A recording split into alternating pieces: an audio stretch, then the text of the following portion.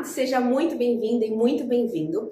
Esse material aqui é uma aula aberta que a gente deu ao vivo apenas para quem se inscreveu no evento, mas a gente resolveu disponibilizar a gravação para todos que se interessam pelo tema. Não se esqueça de deixar aqui um like aqui embaixo e de se inscrever no nosso canal. Eu desejo a você uma boa aula e eu espero que o conteúdo te inspire a repensar o papel e os impactos da arquitetura e do design.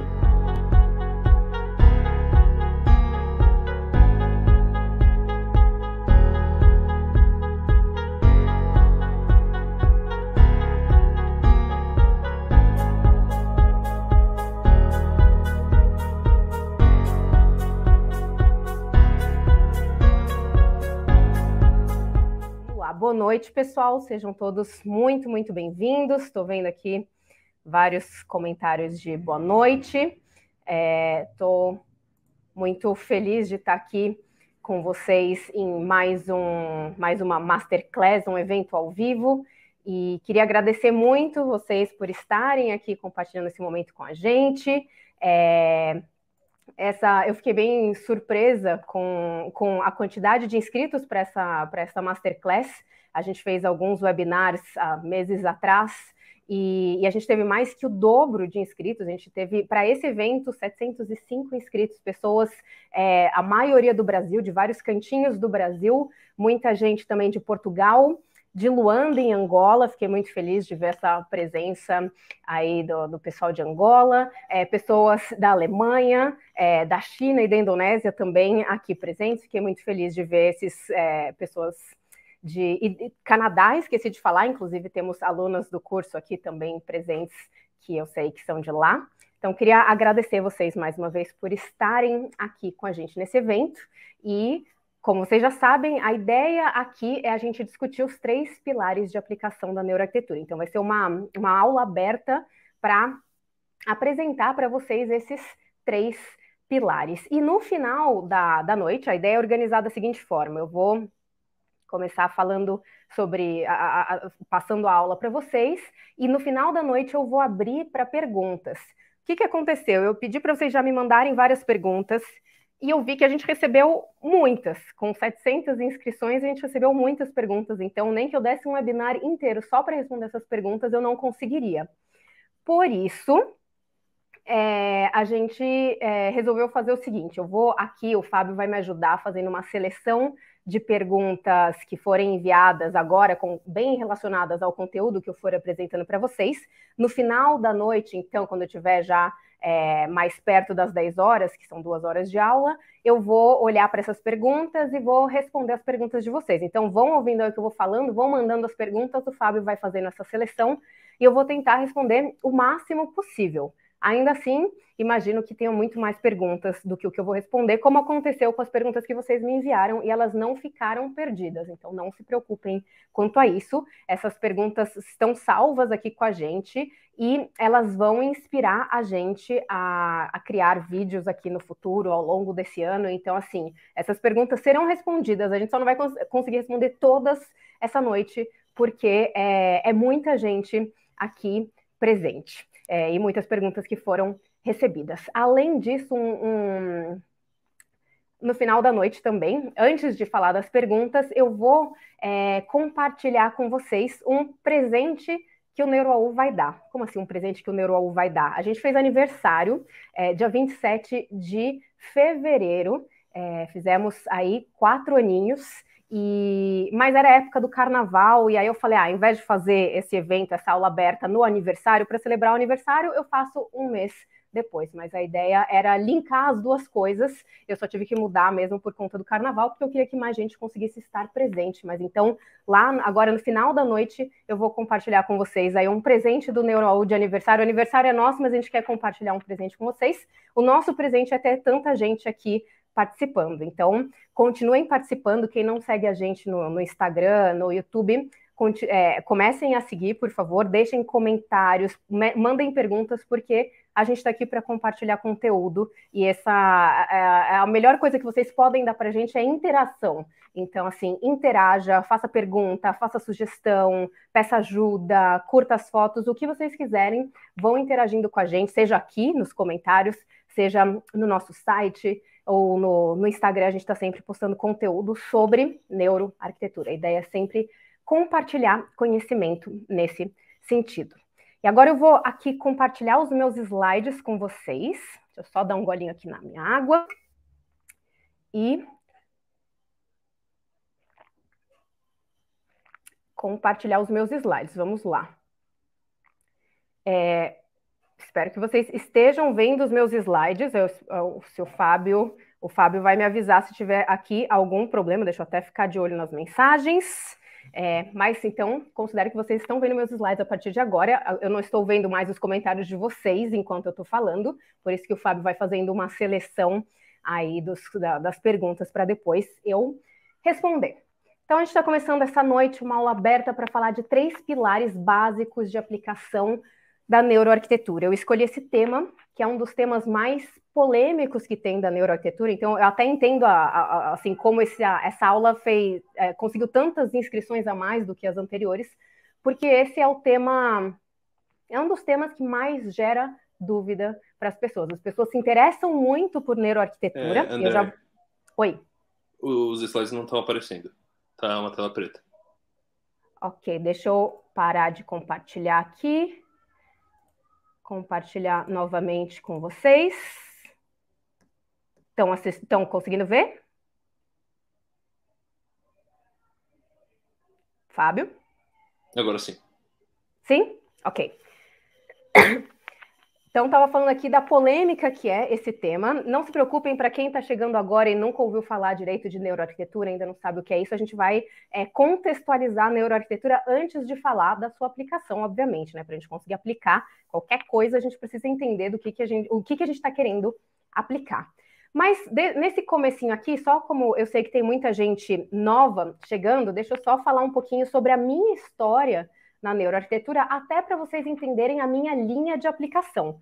Até, antes de qualquer coisa, né, esses 3 pilares de aplicação que eu vou compartilhar com vocês são baseados na minha experiência ao longo aí de muitos e muitos anos, quase 10 anos, que eu venho me envolvendo com essa área. Então, assim, existem diferentes estratégias de aplicação, e aqui é uma possibilidade, a possibilidade que eu costumo usar. Por isso é importante vocês entenderem um pouco da minha história, que vocês vão entender o que formou essa minha base aí de conhecimento da neuroarquitetura e a forma como eu a aplico. Então, não sou neurocientista, sou arquiteta e urbanista de formação, me formei na USP lá atrás há muito tempo, fiz um mestrado em Londres, na Middlesex University, também tenho uma certificação do MIT em Design Thinking. Mas a minha jornada pela neuroarquitetura, ela começou em 2013. O que aconteceu nessa época? Eu nunca tinha ouvido falar de neuroarquitetura, então me formei na USP sem ter a menor noção disso. E depois de formada, um dos trabalhos que eu tive ainda na minha vida de recém-formada era um trabalho num escritório de arquitetura, no qual eu fazia escolas públicas. E quando eu comecei o trabalho lá, assim, nossa, eu falei, gente, é o trabalho dos meus sonhos, eu vou moldar essas crianças através dos espaços que eu crio, e vou, nossa, né, assim, tantas possibilidades, que coisa incrível. Fiquei muito feliz de conseguir aquele trabalho, mas a partir do momento que eu comecei a trabalhar e ver quais eram as possibilidades e as limitações, eu fui me decepcionando e me frustrando, porque todos os sonhos que eu tinha de, nossa, vou criar um espaço, vou usar minha criatividade, minha sensibilidade, criar um espaço incrível para essas crianças, tudo era muito limitado, não só por questões de custo, mas dá para fazer coisas incríveis sem gastar tanto, mas a questão eram outros limites, as prioridades eram outras. E não que as prioridades que existem ainda hoje não sejam importantes. A única coisa que acaba frustrando a gente muitas vezes é que o foco no ser humano acaba ficando para trás. Outras prioridades são colocadas à frente de algo que é tão importante. Então, se a gente está projetando espaços para a formação dessas crianças, a formação dessas crianças tem que ser uma das prioridades número 1, e não só questões de vandalismo ou enfim, de todas as outras questões que a gente acaba considerando também. Elas têm que ser consideradas, mas qual é o propósito maior de uma escola, se não a formação das crianças. Então, eu fiquei, assim, muito decepcionada. Trabalhei alguns anos lá, de 2012 a 2014, mas nesse meio tempo aconteceu uma outra coisa. Como eu estava decepcionada, eu decidi que eu queria estudar fora, fazer um mestrado fora e, sei lá, estava tentando escolher uma área dentro da arquitetura para me especializar. Para juntar dinheiro para esse mestrado fora, que eu fiz na Middlesex University, eu tive que pegar mais trabalhos. O trabalho sozinha no escritório de arquitetura, ele sozinho não estava dando conta do negócio. E aí eu peguei um trabalho de monitora na Fundação Getúlio Vargas. Foi em 2010 que eu comecei a trabalhar na Fundação Getúlio Vargas e era um trabalho de monitor. Então, o que eu fazia? Eu trabalhava nos cursos de MBA deles e eu era aquela pessoa que ajudava os professores, que passava a lista de presença, aplicava a prova, nada a ver com arquitetura. E nesse meio tempo eu tinha a chance de acompanhar as turmas e assistir às aulas. Então eu acabei trabalhando lá como monitora de 2010 a 2014. Então, assim, eu acompanhei, não tenho diploma dessas coisas, mas acompanhei MBA em Gestão Estratégica e Econômica de Negócios, MBA em Gestão Empresarial, MBA em Marketing, em Gestão de Bens Culturais, enfim, várias turmas aí que eu fui acompanhando ao longo desses anos e eu ia assistindo às aulas. E numa dessas aulas, pela primeira vez, eu ouvi falar sobre economia comportamental e neuroeconomia e neuromarketing, né? Que são áreas que combinam aí a neurociência a essas outras áreas de negócios, como economia e marketing, neuroliderança também. Eu fui entrando nesse mundo não pela arquitetura, mas pela ligação da neurociência, o prefixo neuro vem de neurociência, pela ligação da neurociência com essas outras áreas de negócios. Primeira vez que eu vi uma aula lá, eu falei, gente, olha só que incrível, falando sobre como a gente é influenciado por algumas coisas sem se dar conta conscientemente. Falei, nossa, tem tudo a ver com a arquitetura. Se o que eu falo numa propaganda vai influenciar o consumo das pessoas, o espaço que eu crio também vai influenciar não só o consumo, se é um espaço de varejo, mas pode influenciar outros comportamentos dependendo do tipo de espaço que for. Foi aí que eu comecei a buscar mais informações sobre neuroarquitetura e decidi, então, que eu ia fazer no meu mestrado. Consegui juntar dinheiro, consegui uma bolsa do Santander, fui fazer o mestrado já focando em neuroarquitetura, em neurociência com arquitetura, essa combinação aí, para entender como o ambiente físico pode afetar as pessoas. E a partir desse momento, né, que deu esse clique, que eu falei, é isso que eu quero, a minha vida foi aos poucos se transformando. Então, eu estava frustrada, decepcionada com a arquitetura que eu estava, com a qual eu estava me envolvendo aqui no Brasil, consegui ir para fora. Antes de ir para fora, eu fui convidada pelo Robson Gonçalves, que é economista da FGV, para ser coautora do livro Triuno, Neurobusiness e Qualidade de Vida. Então, já foi assim, nossa, né, estão me chamando para escrever um livro, já foi uma coisa muito assim, distante daquilo que eu imaginava que eu ia fazer, e foi exatamente por conta desse meu início de envolvimento com a neurociência aplicada à arquitetura. Voltei para o Brasil em 2016, até agora que eu vi que as datas não estavam aparecendo, voltei para o Brasil em 2016.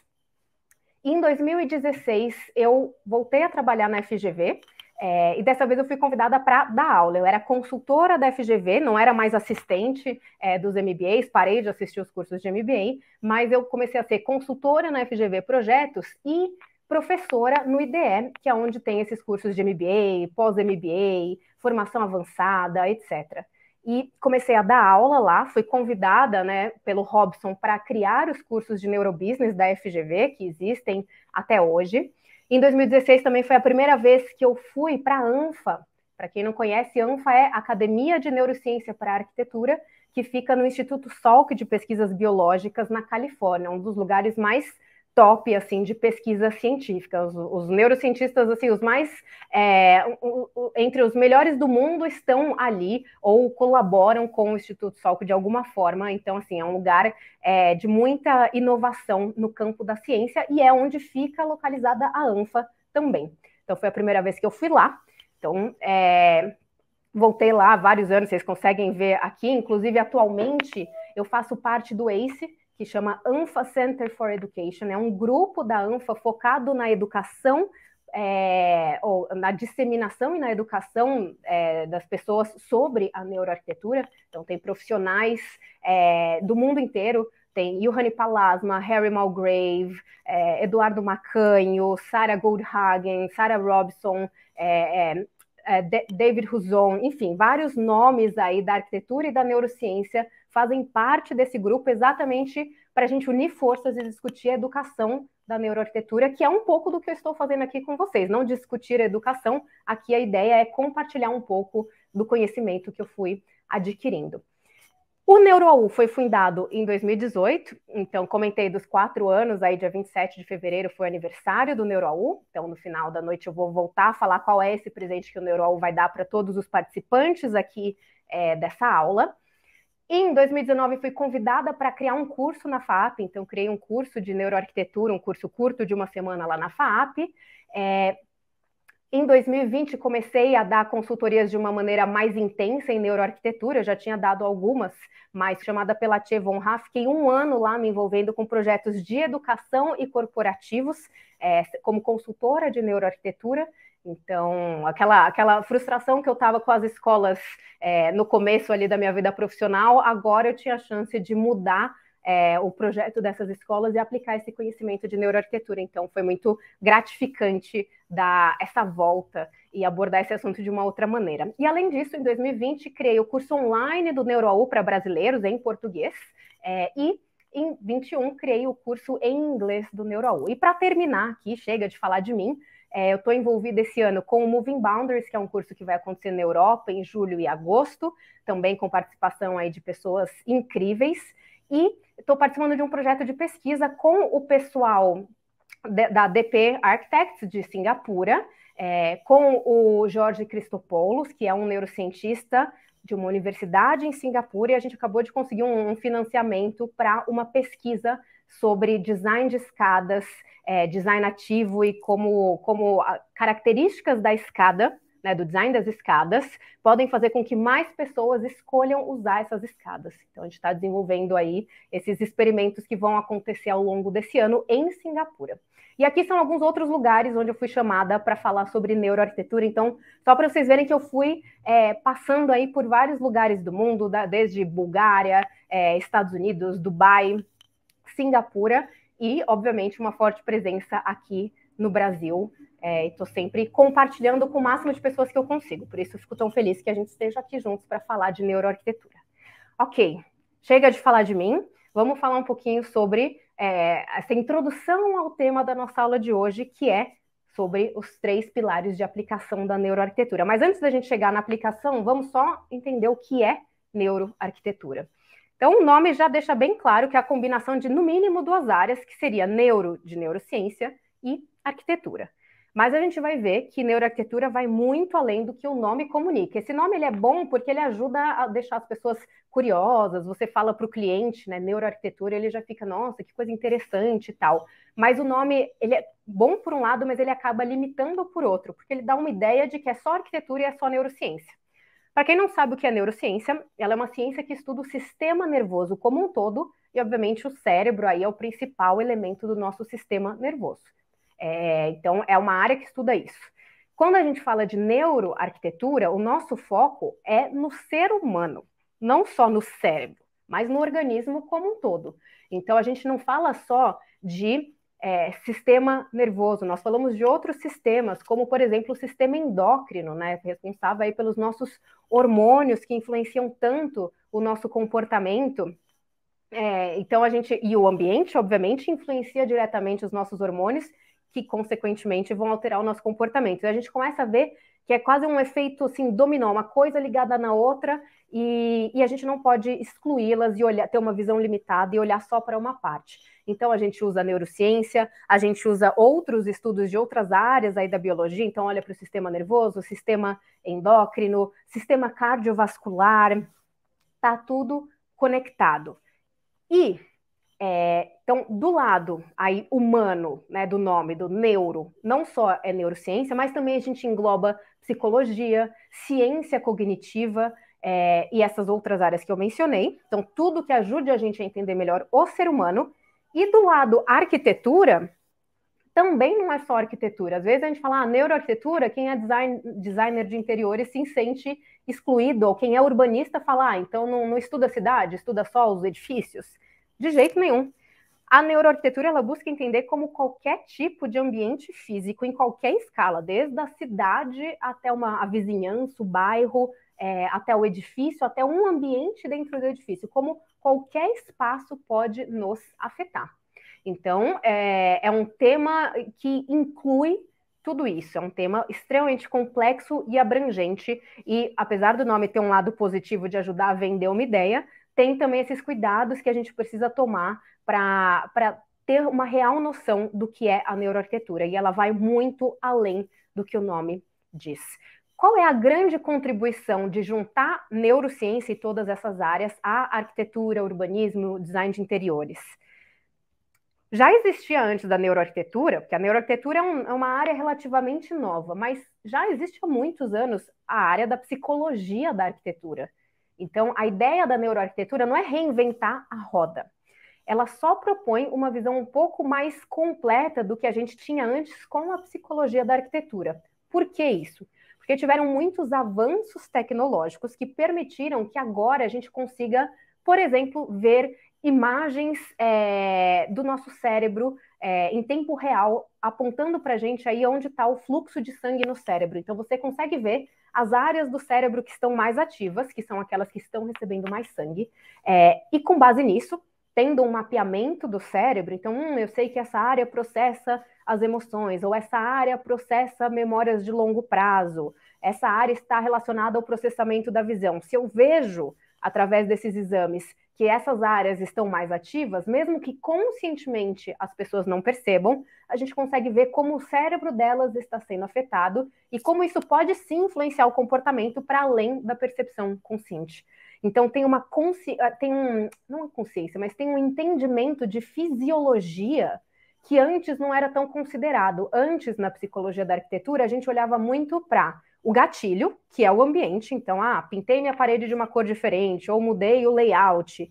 E a gente olhava para o outro extremo, que é a mudança no comportamento. Puxa, mudei o layout e as pessoas estão produzindo melhor, ou estão se relacionando mais. E aí eu faço algumas conexões. A gente continua fazendo isso na neuroarquitetura, tanto é que ela engloba a psicologia também, mas os estudos vão além. Alguns estudos vão focar em comportamento, outros estudos vão focar, como eu falei para vocês, em reações, mudanças físicas no nosso cérebro que vão resultar na mudança de comportamento. Então percebam que a gente tem uma noção muito mais completa da equação como um todo. A gente não está olhando só para um extremo que é o gatilho e o outro extremo que é o resultado final. E essa é a grande diferença, aí o grande diferencial da neuroarquitetura para psicologia da arquitetura, psicologia ambiental, que são áreas que já existiam antes. Então a gente tem um conhecimento muito mais aprofundado sobre o cérebro e o organismo como um todo, não só o cérebro. Um outro detalhe importante, que também influencia a nossa aplicação da neuroarquitetura, então quando a gente começar a falar dos pilares, a gente vai voltar para isso daqui, mas uma outra característica importante da neuroarquitetura é que os estudos nessa área, eles ajudam a gente a entender muito além daquilo que a gente consegue perceber conscientemente. Então, assim, poxa, eu entro nesse ambiente e eu percebo que eu me sinto mais calma, ou eu vou para um outro e eu me sinto mais estressada. Mas essa consciência de como eu estou me sentindo, ela é extremamente limitada. Por isso que eu coloquei essa imagem aqui de um iceberg para vocês. Então, esse topo do iceberg representaria tudo aquilo que a gente consegue acessar conscientemente. Abaixo, aqui da superfície da água, a gente vê que tem uma proporção muito maior que, nesse caso aqui, representando o cérebro, a gente não consegue acessar conscientemente. Ou seja, tem muito mais coisa acontecendo abaixo do nível da consciência. Os neurocientistas dizem que o processamento consciente de informação, ele é menos de 1% de todo o restante que acontece abaixo do nível da consciência. Então, é realmente, assim, muito desproporcional. E se a gente fica preso àquilo que o cliente percebe ou aquilo que a gente percebe, a gente está deixando de ver grande parte aqui das coisas do ambiente que estão nos afetando sem que a gente se dê conta. E com a neuroarquitetura a gente começa a entender melhor essa base do iceberg. Então, deixa eu dar um exemplo aqui para vocês. Vou fazer uma pergunta, escrevam aí no chat e depois eu vou olhar. Mas vou fazer uma pergunta aqui para vocês. Observando essa imagem, qual parte para vocês parece mais escura? A ou B? Escrevam aí o que vocês acham. Prestem bastante atenção nessa imagem. Qual é a parte mais escura? A ou B? Vamos ver se alguém não concorda com isso. Não vou olhar o chat agora, mas imagino que a maioria de vocês esteja respondendo A. A é mais escuro. E se eu tiver errado aqui, o Fábio vai me avisar, pode ligar o áudio, o Fábio me falar, se as pessoas não estiverem falando isso, que o A é mais escuro. A gente olha essa imagem e fica muito nítido. A é escuro, o B é muito mais claro. Façam o seguinte experimento agora. Peguem o dedo de vocês e tampem aqui a linha do horizonte. Fecha um olho para não confundir e tampem a linha do horizonte. E agora me digam se A ainda é mais escuro do que o B. O que vocês percebem fazendo isso? Tampem lá, fechem um olho, com o outro olho vocês vão ver aqui, o dedo tampando a linha do horizonte, se A ou B são da mesma cor ou se A é mais escuro. E fazendo isso a gente percebe que eles têm a mesma cor. Contudo, mesmo, olha só como o nosso controle consciente ele é extremamente baixo. O experimento aqui é exatamente para comprovar o que eu falei no slide anterior. Conscientemente, agora a gente já entendeu que A e B têm a mesma cor. Mas ainda assim, se vocês pararem, tirarem o dedo de vocês, abrirem os dois olhos e não colocar o dedo tampando a linha do horizonte, alguém consegue ver A e B da mesma cor? A gente não consegue controlar. A gente continua vendo A mais escuro, mesmo sabendo que não é isso que está lá. Esse é um exemplo do nosso cérebro aí, desses processos automáticos controlando a nossa percepção e a nossa percepção fugindo do nosso controle consciente. E aqui, esse é um exemplo com cor e sombra, que já pode servir aí para a gente aproveitar na hora de aplicar na arquitetura, né? Fazer um bom uso das cores e das sombras, fazendo um bom uso delas, a gente consegue induzir percepções como aqui a gente está induzindo. Aqui é uma imagem simples, no ambiente a gente tem muito mais possibilidades, porque ele é, né, assim, multidimensional, né? Tem multissensorial, então tem muitas possibilidades. E falando sobre essas possibilidades e trazendo um exemplo no contexto de arquitetura, tem áreas que estudam exatamente isso, como a gente consegue induzir percepções nas pessoas. E uma dessas áreas é conhecida como Sonic Seasoning, ou seja, tempero de som seria a tradução, né, mais ou menos a tradução disso. Como assim, né? O som como um tempero. Nessa área, os profissionais que estudam essa área, eles estão descobrindo que o som do ambiente influencia o nosso paladar, a nossa percepção de sabor. Então, olha só, a gente projetando cantinas, cozinhas, sala de jantar, refeitório, restaurante, e pensando não só na acústica, mas na combinação da acústica pelos materiais que foram, né, escolhidos para o ambiente, junto com os sons presentes no ambiente, como isso pode afetar a experiência do usuário, muito além do que a gente imagina. A gente pensa que, sei lá, pode afetar até um certo ponto, mas não que um sentido, né, o sentido do paladar vai ser completamente alterado dependendo do som do ambiente. E tem estudos também mostrando que a cor do ambiente também tem esse efeito. Então, dependendo da cor do ambiente onde a gente come uma mesma comida ou toma uma mesma bebida, esse estudo foi feito com vinho, esse da cor do ambiente, a gente pode perceber o sabor mais doce ou menos, ou então perceber que é um sabor melhor ou pior, sendo que no fundo é sempre a mesma bebida nesse estudo, o que mudava era a cor do ambiente. Então, mais uma vez, o papel do ambiente aí,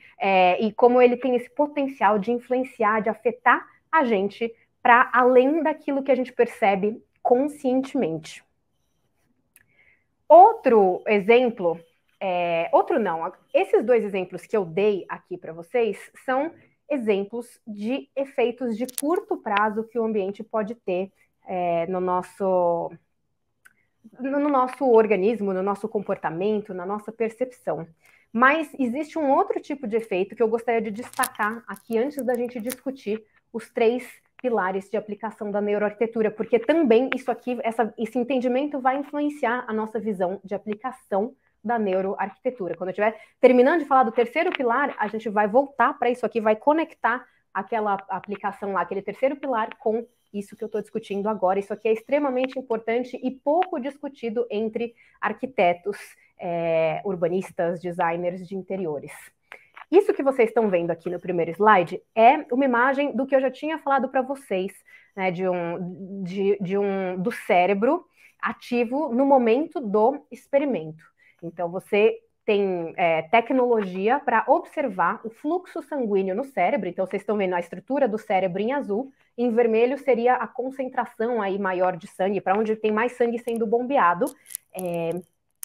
E com base nisso, a gente consegue ver as reações em tempo real do cérebro. Então, eu dou um estímulo para a pessoa do tipo, eu posso fazer vocês fazerem um exercício de matemática ou escreverem uma redação e eu vou observar como o cérebro de vocês se ativa e eu consigo tirar algumas conclusões e entender muito melhor o funcionamento do cérebro a partir disso. Na arquitetura, isso vem sendo muito utilizado, é um grande desafio, porque essas máquinas que medem o fluxo de sangue no cérebro é tipo a máquina de ressonância magnética. Você tem que entrar nela e ficar ali parado. Então, você não tem a experiência no ambiente real. Então, não é tão rico, não é tão imersivo assim. Mas, por exemplo, tem um estudo muito famoso que foi conduzido pelo Moshibar sobre o efeito de pontas equinas no nosso cérebro, em mudanças de ativação do nosso cérebro. E o que ele observou com exames desse tipo, né, nesse caso ele usou ressonância magnética funcional para ver o cérebro funcionando, ele observou que quando a gente está olhando para objetos com pontas equinas apontadas para a gente, tem uma área do cérebro que é responsável pelo processamento de emoções e principalmente pela detecção de ameaça, e essa área do cérebro ela fica mais ativa quando a gente olha para imagens de objetos pontudos do que quando a gente olha para objetos arredondados. Então, olha só aí um exemplo disso sendo feito no nosso contexto de arquitetura e do design. Lógico que para ele fazer esse estudo eram imagens, fotos que ele mostrava para as pessoas porque elas estavam dentro da máquina. Mas ainda assim, por conta de um estudo desse aqui, eles conseguiam observar efeito de curto prazo, efeito imediato de uma imagem que pode estar presente no ambiente, como um móvel arredondado ou um móvel pontudo. Mas aqui, vamos ver se está fazendo sentido para vocês que isso é um exemplo de um efeito de curto prazo. Por quê? Porque é um efeito imediato. O fluxo de sangue do cérebro está mudando constantemente. Então, você olha para uma imagem, ele muda um pouco, mas depois você vai fazer outra coisa, tem outros estímulos, ele está o tempo todo se adaptando. São mudanças mais imediatas e de curta duração. Né? Rapidamente, se está fazendo outra atividade, a mudança já mudou tudo em termos de ativação no seu cérebro. Mas eu queria destacar aqui os efeitos de longo prazo que o ambiente pode ter. E aí eu vou mostrar, então, outra imagem para vocês. Aqui, agora, vocês não estão vendo o fluxo de sangue no cérebro, e sim a massa do cérebro, a estrutura física ali cerebral. E isso é um cérebro saudável, é um cérebro de um adulto jovem saudável, visto de cima. Contudo, se a gente olhar para essa imagem aqui que eu acabei de mostrar do lado, a gente vê que também é a estrutura de um cérebro adulto, mas que tem vários aí buracos, digamos, né? Tem uma mudança aí nessa massa cerebral. E isso aqui é um exemplo de um cérebro de um adulto depois de anos de abuso de drogas. Ou seja, não estou aqui falando sobre efeito do ambiente por enquanto, estou falando só contextualizando efeitos de longo prazo para vocês. O que eu quero dizer com efeito de longo prazo?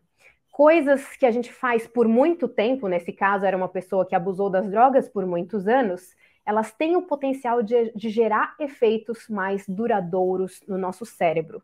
E entre esses efeitos está a mudança física, né, da estrutura cerebral. Então aqui a gente consegue ver o que costuma ser um cérebro saudável e o que ele pode se tornar depois de anos, não é um dia usando drogas, é anos usando drogas, acontecem essas mudanças físicas na estrutura do cérebro. Ok? Entendemos até aí? Qual é a relação que a gente faz disso com o ambiente físico? Tem vários estudos mostrando que o ambiente também tem esse potencial de gerar mudanças físicas no nosso cérebro, mudanças de longo prazo, que demoram para acontecer. Então, não é qualquer ambiente, não é uma loja que eu visitei que gerou uma grande mudança nesse sentido, mas um ambiente que eu ocupo por muito tempo, ele pode gerar essas mudanças mais estruturais e mais duradouras. Elas não são instantâneas, elas demoram para acontecer e depois demoram para deixar de acontecer, e muitas vezes elas são irreversíveis, dependendo do caso. Esses estudos, deixa eu mudar aqui. Antes de falar do ambiente, deixa eu só mostrar mais essa imagem para ilustrar aqui. Aqui eu estava mostrando o cérebro depois de anos de abuso de drogas, então são estímulos aí mais fora do padrão. Mas aqui a gente consegue ver também outro exame mostrando a estrutura do nosso cérebro, e aqui a gente consegue ver um encolhimento da massa cerebral, e isso aqui acontece para todos nós ao longo do nosso envelhecimento. Então, o cérebro ele vai encolhendo conforme a gente vai envelhecendo. É um processo natural que acontece para todos nós. Então, se a gente pegar uma imagem de um cérebro de uma pessoa mais idosa, ele vai ter encolhido. Pode ser que encolha mais ou menos do que o cérebro de outras pessoas, mas isso é algo que acontece naturalmente quando a gente vai envelhecendo.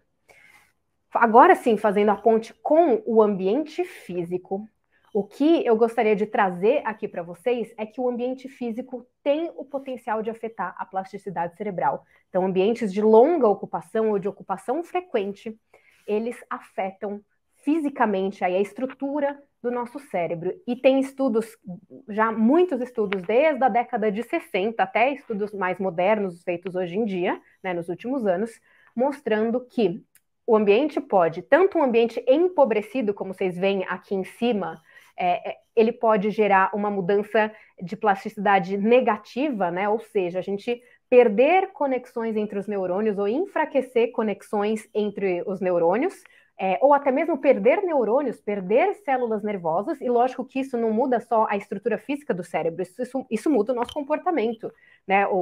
Isso muda a eficiência do nosso cérebro, ele vai ficar muito menos eficiente se as células lá não conseguem se conectar e se comunicar direito, ou se tem menos células presentes no nosso cérebro. Por outro lado, um ambiente enriquecido, como vocês veem aqui embaixo, nesses estudos feitos com ratos, ele tem o potencial oposto de fortalecer conexões existentes, aumentar o número de conexões entre os neurônios e aumentar a produção de novos neurônios em áreas específicas do cérebro. Não é o cérebro inteiro que consegue produzir novos neurônios, mas algumas áreas específicas conseguem, e essas áreas são afetadas pelo ambiente. Aqui, diferente das imagens anteriores que eu tinha mostrado o cérebro inteiro, aqui a gente está vendo uma única célula nervosa do cérebro, né? Um neurônio. E a gente vê que o neurônio ele fica menorzinho, né? Com menos ramificações quando ele é de um rato, de um ambiente empobrecido, e em compensação no ambiente enriquecido, a gente vê que ele ganha novas conexões, ele fica muito mais complexo, maior, e vai se conectar a mais neurônios vizinhos por conta disso.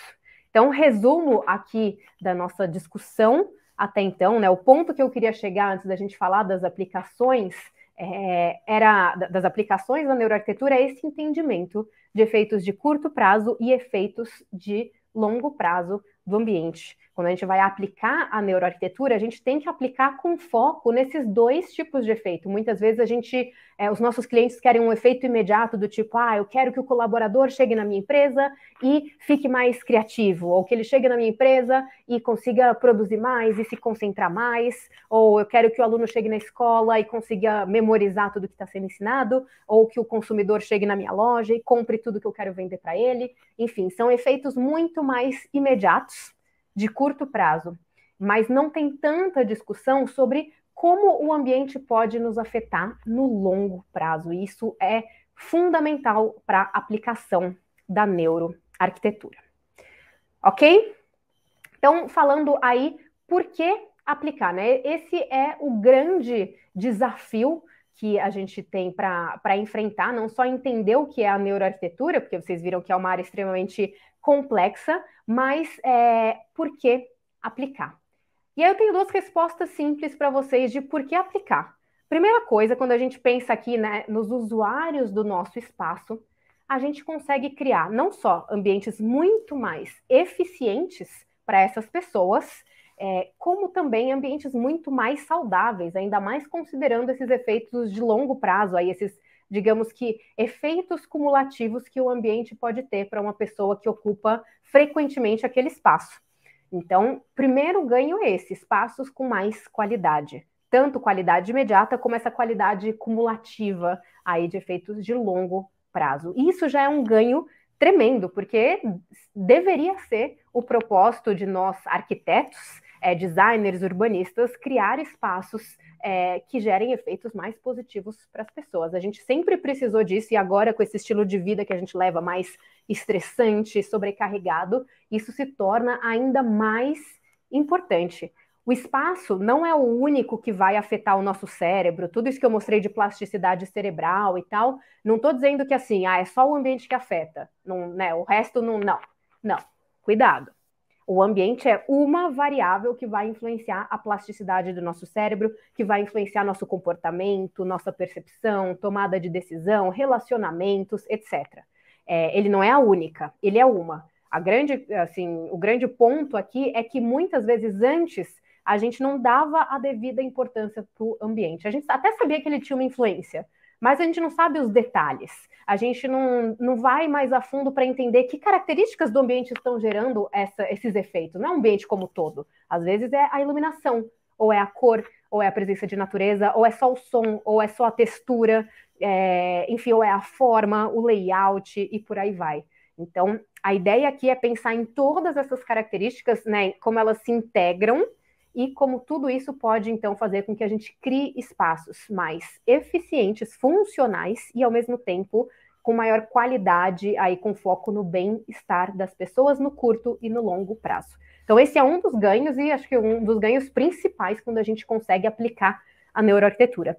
E outro ganho tem a ver com o nosso sucesso e a nossa realização profissional. A partir do momento que a gente consegue aplicar de uma maneira eficiente, não é só chegar e falar, o ambiente afeta as nossas emoções. Você não precisa nem ser arquiteto para falar isso, você não precisa ter estudado neuroarquitetura para falar isso. Agora, se você sabe dizer como, se você sabe, o que são emoções, como o ambiente afeta as nossas emoções, aí sim a gente, ou a nossa memória, ou a nossa percepção, nosso comportamento, nossa performance, aí sim você consegue esse reconhecimento, né? Você ser reconhecido, ser valorizado pela aplicação da neuroarquitetura. Eu compartilhei com vocês a minha trajetória na neuroarquitetura para exatamente vocês verem que depois do momento que eu comecei a me envolver mais, essa transformação ela vai acontecendo e você começa a ser muito mais reconhecido, ser chamado para outras coisas. Você não precisa ser só você ir atrás de novos projetos, de novos clientes, eles começam a chegar até você por conta de uma boa aplicação de neuroarquitetura. Não é só falar, eu aplico neuroarquitetura, porque qualquer um pode fazer isso. É saber aplicar, e o cliente percebe isso quando ele conversa com você e vê todo o conteúdo que você tem. Mas para você saber aplicar, então, vamos falar do tema aqui da nossa aula, que tem a ver com os 3 pilares de aplicação da neuroarquitetura. Então, eu vou falar aqui dos 3 pilares básicos para que vocês consigam aplicar um pouco de neuroarquitetura, ou muito, dependendo aí do conhecimento que vocês têm, nos seus projetos. Primeiro pilar, super importante. Banco de dados, formar um banco de dados, ter o seu próprio banco de dados. Puxa, Andréa, o que você quer dizer com um banco de dados? Vocês estão vendo aqui na minha tela uma série de estudos. Infelizmente, a grande parte deles está em inglês, então vocês também conseguem notar esse detalhe. Lógico que eu criei o NeuroAU com o objetivo exatamente de compartilhar conteúdo em português. Então, acessando os artigos no NeuroAU, ele é um site bilíngue exatamente por isso. Ele surgiu lá atrás, em 2018, não com o objetivo de ter cursos online como a gente tem hoje. Isso foi acontecendo por conta da procura dos nossos seguidores e dos pedidos que a gente recebeu. O objetivo do NeuroAU era só ser um site para compartilhar conteúdo com os meus alunos, porque eles falavam, poxa, André, eu queria ler mais sobre isso, mas só tem inglês, e aí a leitura não fica não é tão simples assim, você já está lendo um tema complexo ainda numa outra língua, tal, não me sinto à vontade e sinto falta. Foi por isso que o NeuroAU foi criado, com esse propósito de compartilhar. Mas voltando aqui ao banco de dados, então, quando a gente fala de um banco de dados, não só de referências como o NeuroAU em si, mas das referências científicas que no NeuroAU a gente cita, porque para cada artigo que a gente escreve lá, a gente cita uma lista de referência científica. Aqui vocês conseguem ver, né? São todos artigos científicos, não artigos de um blog, do site de uma empresa, não, são artigos científicos publicados em revistas científicas, e eles fazem parte aí do que eu chamo de banco de dados. O que é esse banco de dados? É você ir, de alguma forma, mapeando ou salvando todos esses artigos que trazem evidências científicas na área em que você atua. Então, por exemplo, se a gente vê esse aqui de cima, efeitos da luz no ciclo circadiano dos seres humanos, no sono e no humor.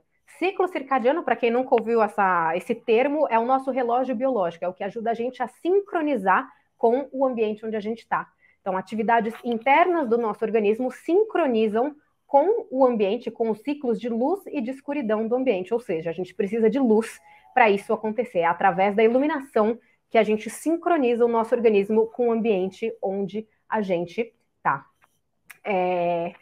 Esse aqui é um exemplo, então, de um estudo científico que discute esses efeitos da iluminação no nosso relógio biológico. Então, lógico que tanto no nosso nível de energia durante o dia, como na qualidade do nosso sono à noite e no nosso humor, porque se a gente não dorme bem, o humor não tem como ficar bom e vice-versa, né? Se a gente dorme muito bem, é muito mais fácil de ficar de bom humor. Então, tem vários estudos aí apontando essa relação, e não só apontando que existe uma relação, mas mostrando detalhes de como ela acontece. Então, se eu sou uma arquiteta, uma designer, e mesmo que eu seja uma designer de interiores e eu não vou projetar as janelas, essa estrutura do edifício já vai ser dada. Eu vou fazer algo dentro do ambiente que já existe, né? Mesmo que seja uma reforma, por exemplo, ainda assim, eu tendo uma noção da importância da luz natural, eu tendo uma noção de como a luz artificial afeta o meu organismo, isso vai mudar o meu olhar na hora de aplicar, né, na hora de projetar. Ou seja, isso é uma aplicação da neuroarquitetura. Mas aí eu falo um banco de dados, porque não adianta eu ter só esse estudo aqui que focou em uma característica específica da iluminação. Eu tenho que ter outros estudos sobre isso. E não só sobre iluminação, mas o ambiente tem outras características aí físicas, sensoriais, para serem consideradas. Então, tem o layout, tem as formas, como eu falei, aquele estudo que mediu a ativação do cérebro quando a gente olha para pontas e quinas, tem as cores, tem as texturas, enfim, tem uma série de elementos. O ambiente tem aí informações multissensoriais muito complexas e tem estudos focados nessas diferentes informações.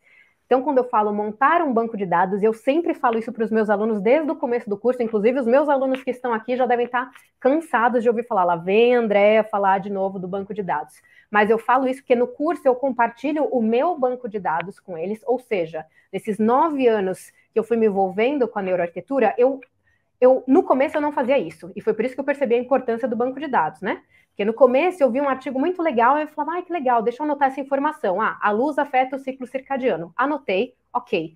Aí você vai falar com o cliente e ele te faz uma pergunta, mas como? Aí você fala, boa pergunta. Ou, aonde você viu isso? Quero ler também. Aí você fala, boa pergunta. Deixa eu buscar aqui. E aí você vai buscar, e aí alguns estudos são mais fáceis de encontrar. Tem outros estudos que eu demorei anos para voltar a encontrá-los na internet. Então eu falei, puxa, eu tô perdendo tempo, eu tô achando um monte de coisa legal e essas coisas estão se perdendo, porque eu posso até lembrar alguns detalhes, eu sei que tem um estudo sobre isso, mas quando me perguntam, cadê? Ou em que contexto ele foi feito, como isso foi estudado? Eu falo, putz, e se eu não tenho isso salvo em algum lugar, fica muito mais difícil.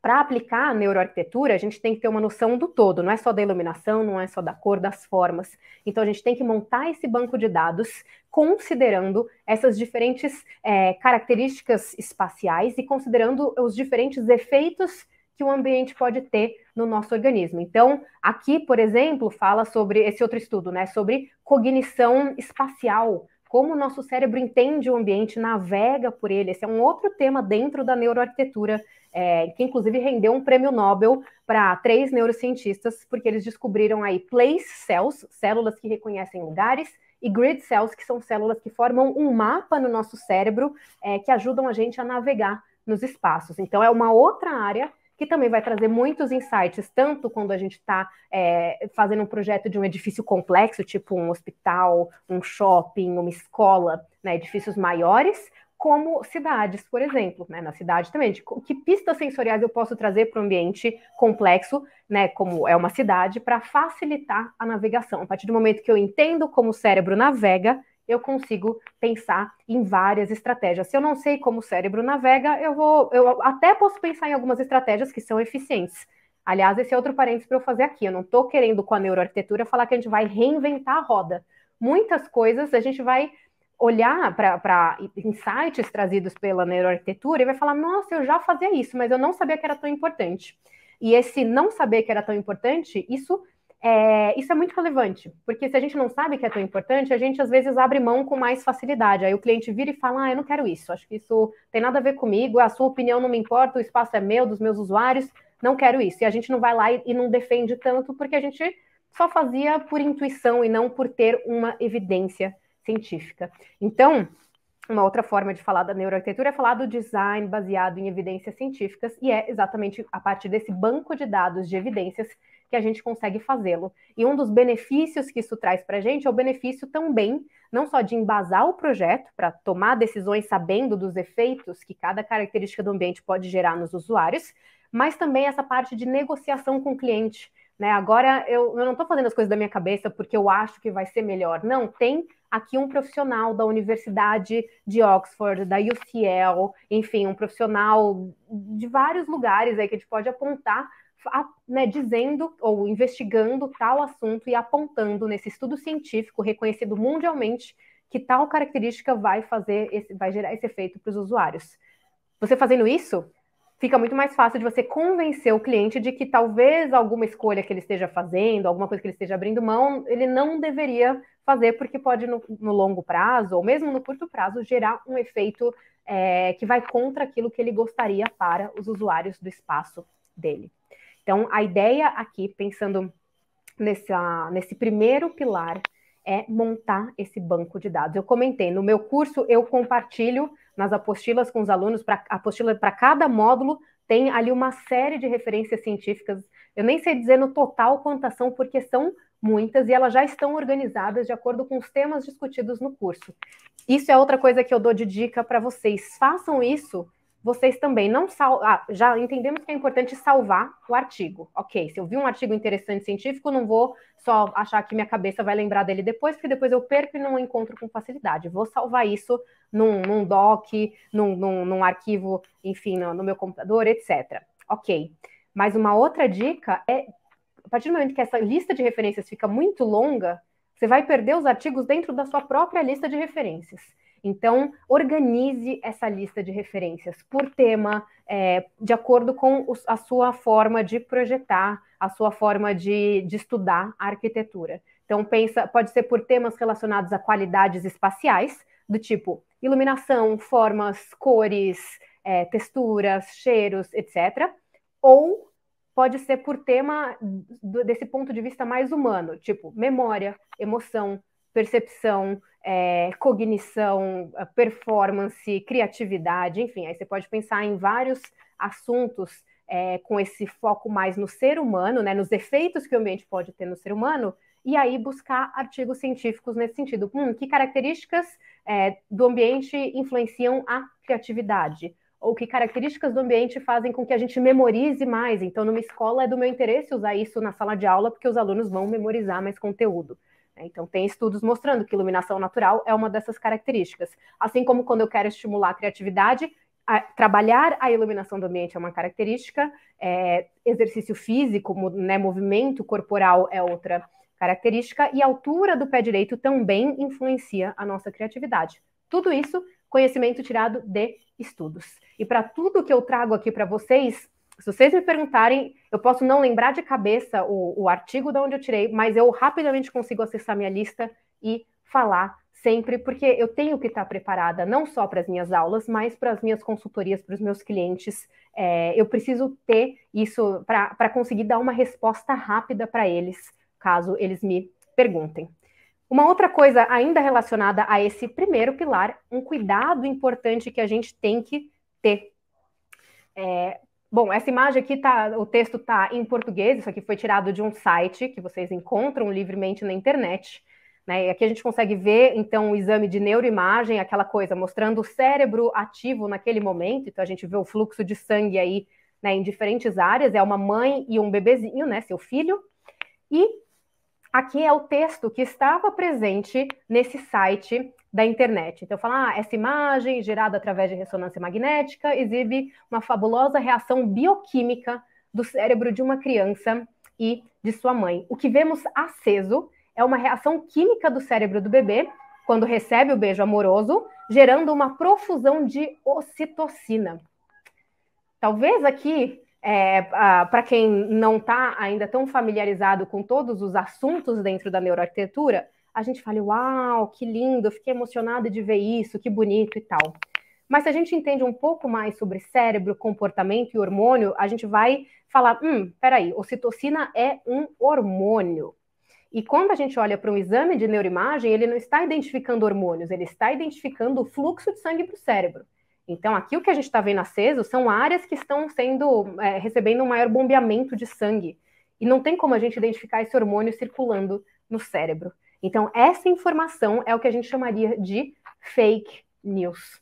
E um cuidado que eu vejo, um erro muito comum das pessoas que vêm falar comigo, tirar dúvidas sobre a aplicação da neuroarquitetura, é que a gente se encanta com essa área e a gente assume que tudo que a ciência diz ou que mostra uma imagem como essa daqui vai ser uma informação verídica, estudada, comprovada. E mesmo estudos científicos, eles podem ser controversos, debatidos, e no futuro podem ser provados errados ou enviesados de alguma forma. Então, esse cuidado a gente tem que ter com os estudos científicos também, mas principalmente com artigos que não são científicos. Então, muitas vezes a gente quer aplicar a neuroarquitetura e começa a ler artigos que não são as fontes originais. E aí a gente vê que a gente acaba acreditando em informações incorretas, e isso acaba prejudicando a aplicação da neuroarquitetura, prejudicando a própria neuroarquitetura, né? Quando a gente fala com o cliente, passa uma informação errada para o cliente, para um aluno, depois a gente perde credibilidade. A gente não pode fazer isso assim, porque a área como um todo perde credibilidade. Então, um cuidado muito grande ao aplicar esse pilar número 1 é o cuidado com fake news. Aqui tem o post da Rebeca, que é quem fez essa mãe aqui, que né, dona da imagem, falando que ela ficou triste que essa imagem virou um foco de tanta controvérsia, porque falaram, porque é ocitocina no cérebro e tal, e nada a ver.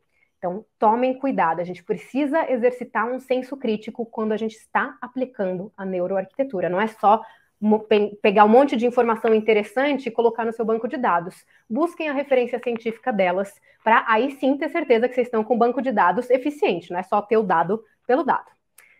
Com isso, vamos para o nosso segundo pilar de aplicação da neuroarquitetura. Então, o primeiro é formar esse banco de dados. O segundo é entender quem são as pessoas que vão usar o meu espaço. Lembrando que quem vai usar, o usuário do ambiente, não necessariamente é o cliente. Então, muitas vezes, numa reunião de briefing com o cliente, ele vai passar várias informações, mas ele pode estar muito mais com foco na percepção dele de cliente do que realmente com um foco, um entendimento de quem são as pessoas que de fato usarão aquele espaço. E é papel nosso ir atrás dessa informação e não achar que o cliente vai saber nos dar e confiar em tudo que o cliente fala. Então, os briefings que a gente faz, eles ajudam, a gente pode fazer briefings melhores, sim, podemos melhorar, mas só o briefing não é suficiente. Então, a gente tem que pensar em outros elementos que ajudem a gente a entender quem são as pessoas que vão usar os nossos espaços. Por quê? Se a gente olhar só para os bancos de dados, que eu falei, né, dos estudos científicos, em geral, esses bancos de dados, eles trazem informações para a gente sobre tudo aquilo que, na maioria dos casos, tá? Não tô falando, tem algumas exceções, a gente até vai ver um estudo aqui que eu vou trazer para vocês, aqui falando do Pilar 2, que é uma exceção a esse dado geral que eu vou dar, mas de uma maneira geral, esses estudos científicos falam sobre reações inatas, reações primitivas da gente como espécie, ou seja, reações compartilhadas entre todos os membros. Do tipo, falei da nossa reação à luz do ambiente, como a gente sincroniza atividades internas do nosso organismo automaticamente, involuntariamente, com ciclos de luz e escuridão do ambiente. Isso é um exemplo de algo que a gente não controla e todos nós aqui, independente da onde a gente está falando, da nossa cultura, de quem nós somos, da nossa idade, todos nós fazemos isso. Isso pode variar de pessoa para pessoa no sentido em termos de intensidade, né, de sensibilidade. Puxa, eu sou muito mais sensível que algumas pessoas. Se tiver uma luzinha, assim, aquele pontinho vermelho da televisão, eu já não consigo dormir. Então, ou, sabe, uma frestinha de luz que entra no quarto, eu já não consigo dormir. Então, eu sou mais sensível, mas isso não significa que a pessoa que é menos sensível não esteja sendo afetada. Inclusive, os estudos mostram que a gente pode conseguir dormir, mas dependendo da luz, do tipo de luz do ambiente, a qualidade do sono não vai ser tão profunda. Mas o que eu queria falar aqui é que, assim, esses estudos em geral, eles focam naquelas características que são compartilhadas. Então, todos nós sincronizamos nosso organismo com a iluminação do ambiente. Assim como todos nós somos programados para sentir fome, né? Sem comida, a gente não tem glicose, sem glicose, nosso organismo, né, não tem energia para funcionar, nem o nosso cérebro, nem o organismo como um todo. Todos nós precisamos dormir também para restaurar o organismo. Então, isso são coisas que são compartilhadas entre todos nós, ainda que existam aí variações de intensidade, né? Eu posso precisar dormir muito mais que alguns de vocês, muito menos do que outros de vocês, ou preciso comer muito mais ou muito menos que alguns de vocês. Então, tem variações? Tem, mas são comportamentos, respostas que tendem a ser compartilhados entre os membros da mesma espécie. Então, é isso que esses estudos científicos ajudam a gente a entender. Só que se a gente olhar só para isso, a gente vai estar com uma visão parcial de como o ambiente afeta as pessoas. Porque dependendo de quem nós somos, o ambiente vai afetar de uma maneira diferente e logo isso vai alterar a minha aplicação da neuroarquitetura. Ou seja, não existe uma regra que funcione exatamente igual para todas as pessoas, né? Um ambiente, puxa, esse ambiente é perfeito para a Andréia e vai ser perfeito para o mundo inteiro, então. Não é assim que funciona. Depende, entre outras coisas, depende de quem são as pessoas que vão usar esse ambiente. Isso vai nos dizer muito sobre como aplicar a neuroarquitetura, que características eu vou escolher, alterar, etc. Então, só para dar um exemplo aqui para vocês, começando por cultura. Nossa cultura afeta as nossas memórias, afeta a nossa, vai moldando quem nós somos ao longo do tempo. E isso, então, vai influenciar a nossa resposta aí a diferentes características do ambiente. Então, só para compartilhar aqui a importância da gente entender cultura, vou até trazer um exemplo que nem é do contexto arquitetônico, né, ambiental, mas de uma experiência pessoal que eu tive quando eu estava fazendo meu mestrado em Londres. Eu tenho uma amiga que é iraniana, né, ela é persa, do Irã. E o pai dela estava visitando a gente em Londres e ele resolveu cozinhar para a gente um almoço incrível ali, uma torta deliciosa. E eu, né, falei, nossa, eu preciso raspar o prato para ele ver que eu gostei, né? Imagina aqui se a gente é convidado, né, para jantar na casa de alguém, um senhor vai lá, cozinha para a gente e a gente larga a comida no prato, né? Puxa, você faz o maior esforço para não largar nada para mostrar que você gostou. Ele tinha me servido um pedaço gigantesco, fui lá, comi, não aguentava mais, mas falei, não, vou comer até o último, né, não deixar nenhum farelinho para mostrar como eu apreciei aquela comida que ele fez com tanto carinho pra gente.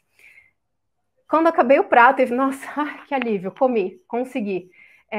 Ele vira e fala, nossa, você gostou, tal? Eu, sim, tava uma delícia. Então eu vou colocar mais um pouquinho. Eu falei, não, pelo amor de Deus, não precisa, tava muito bom, tô muito satisfeita. Ele, não, eu faço questão. E ele insistiu e ele colocou uma fatia praticamente do mesmo tamanho da primeira no meu prato. E eu já estava, assim, desesperada antes. Eu falei, gente, não vou... E eu não consegui matar a comida, óbvio. Assim, eu já estava muito satisfeita. Depois, eu fui descobrir que, em algumas culturas, se você limpa o prato, é sinal de que você está com fome. E as pessoas não vão deixar você sair com fome. Então, assim, eles vão fazer questão de colocar mais comida no seu prato. Mas, porque eu tinha uma experiência cultural diferente, enfim, eu tomei uma decisão de acordo com a minha experiência cultural e isso influenciou E a mensagem que eu estava passando para ele, no caso, para ele e para minha amiga, era uma mensagem diferente daquela que eu achei que eu ia passar ao raspar o prato. Ok, fiz esse paralelo com, né, nada a ver com a arquitetura, mas a gente consegue fazer aqui a ponte com a aplicação disso na arquitetura. Se eu não sei quem são as pessoas e os diferentes grupos culturais do meu espaço, eu posso estar correndo o risco de cometer uma gafe como a que eu cometi sem saber. Então, eu acho que eu estou passando uma mensagem que vai ser interpretada positivamente, e de repente a minha mensagem pode ser interpretada completamente diferente daquilo que eu imaginava, porque as pessoas têm uma cultura diferente. Então, até coloquei essa imagem aqui para vocês, porque a gente pode olhar para esse slide e falar, que slide bonito, né? Parece o sol e tal, um círculo, né? O uso da cor vermelha, etc, etc. Mas dependendo do lugar onde a gente usar isso, isso aqui é uma bandeira de guerra do Japão. E dependendo do lugar onde a gente usar isso, se as pessoas sabem do histórico dessa bandeira, isso pode trazer um clima de total desconforto, passar uma imagem, ainda mais para um país que foi, por exemplo, colonizado pelo Japão, isso pode passar uma mensagem completamente diferente daquela que eu gostaria, porque eu não tinha noção do que aquilo significava para alguém. Quando a gente entende melhor quem são as pessoas e os diferentes grupos culturais, nesse caso, a gente consegue direcionar muito melhor o projeto. E para trazer um estudo aqui que comprova como diferentes culturas podem afetar a forma com a qual a gente percebe o ambiente ou o mundo ao nosso redor, não só o ambiente, mas pessoas também. Esse estudo aqui investigou pessoas dos Estados Unidos e pessoas, se não me engano, da China e do Japão. Era comparando o movimento ocular de pessoas do Ocidente com o Oriente. Então, pensando em dois, assim, macrogrupos aí, dividindo o mundo em dois, Ocidente e Oriente. E o que eles perceberam? Eles usaram aqui essa tecnologia de eye tracking, então uma outra tecnologia que eu ainda não tinha mencionado aqui para vocês, mas essa é uma que ajuda a gente a medir o movimento do olho e as paradas do nosso olho, mas não aquela parada intencional, mas o movimento em níveis assim milimétricos e movimentos que fogem do nosso controle consciente. Então, eu consigo medir a atividade do olho das pessoas, para onde elas estão olhando, o que está chamando a atenção, através do uso do eye tracking. Então, esse estudo usou essa tecnologia e mediu o movimento ocular de orientais e ocidentais quando eles olhavam para imagens de rosto, tanto o rosto humano como aqui o rosto da ovelha. E o que eles perceberam? Que o pessoal do Ocidente, eles têm uma tendência a focar muito mais em alguns pontos específicos da imagem, tipo, tudo que vocês estão vendo de mancha vermelha é para onde os ocidentais tinham uma tendência maior de olhar. Então, aqui os olhos e a boca a gente consegue observar, né, nas 4 imagens aqui, e até mesmo nessa amebinha aqui, que também foi alvo do estudo. As manchas em azul são os pontos para onde mais olharam as pessoas orientais. E o que a gente percebe é que o movimento ocular é completamente diferente, ou seja, a cultura molda a nossa forma de extrair informações do mundo. E lógico que se eu estou olhando, né, com um ponto de vista diferente, a minha percepção também pode ser completamente diferente e, consequentemente, a forma com a qual seria afetada também pode ser distinta. Então, aqui a gente vê que os orientais, eles têm uma tendência a olhar muito mais para o centro da imagem. E um detalhe importante, quando a gente traz esses estudos, a gente nunca olha para um estudo só, porque isso pode ser que esse estudo, como eu falei, a ciência não quer dizer verdade, né? Mesmo um estudo científico, ele pode estar errado ou enviesado. Então, a gente sempre tenta olhar para vários estudos para ver se todos estão alinhados. Se muitos estudos estão apontando para uma mesma direção, aí a gente fala, então isso faz mais sentido. Então, tem outros estudos também comparando populações de diferentes países orientais e ocidentais, mostrando de outras formas que existe uma percepção mais holística por parte de culturas orientais e uma percepção mais analítica, mais focada em detalhes, por parte de culturas ocidentais. Então, tem um outro estudo que foi feito mostrando uma imagem, né, um objeto principal num fundo qualquer. E, em alguns casos, esse objeto era mostrado com um fundo congruente, do tipo uma girafa com o fundo sendo a savana, ou incongruente, do tipo a girafa num campo de futebol. E o que eles perceberam é que o cérebro, a parte visual do cérebro das pessoas orientais, que foram participantes do estudo, ele ficava mais ativo, essas áreas de processamento visual ficavam mais ativas quando a informação era incongruente. E, de uma maneira geral, os ocidentais não prestavam tanta atenção assim nessa incongruência, aquilo não chamava atenção, porque eles focam mais em detalhes e não nessa visão holística da interação entre as partes. Então, de novo, a cultura moldando a nossa forma de perceber. E aí, bom, enfim, teriam uma infinidade de estudos mostrando como a cultura nos molda. Então, se a gente não considera a cultura, as diferentes culturas dos diferentes grupos de usuários do nosso espaço, fica muito difícil a gente aplicar a neuroarquitetura de uma maneira eficiente. A gente tem que combinar aquilo que é compartilhado entre todos nós, mas também combinar elementos associados a quem são as pessoas. E quando eu falo quem, não é só em relação à cultura que eu estou discutindo aqui, não. Se eu estou projetando uma sala de aula, como vocês estão vendo aqui na tela, e eu estou numa escola, né?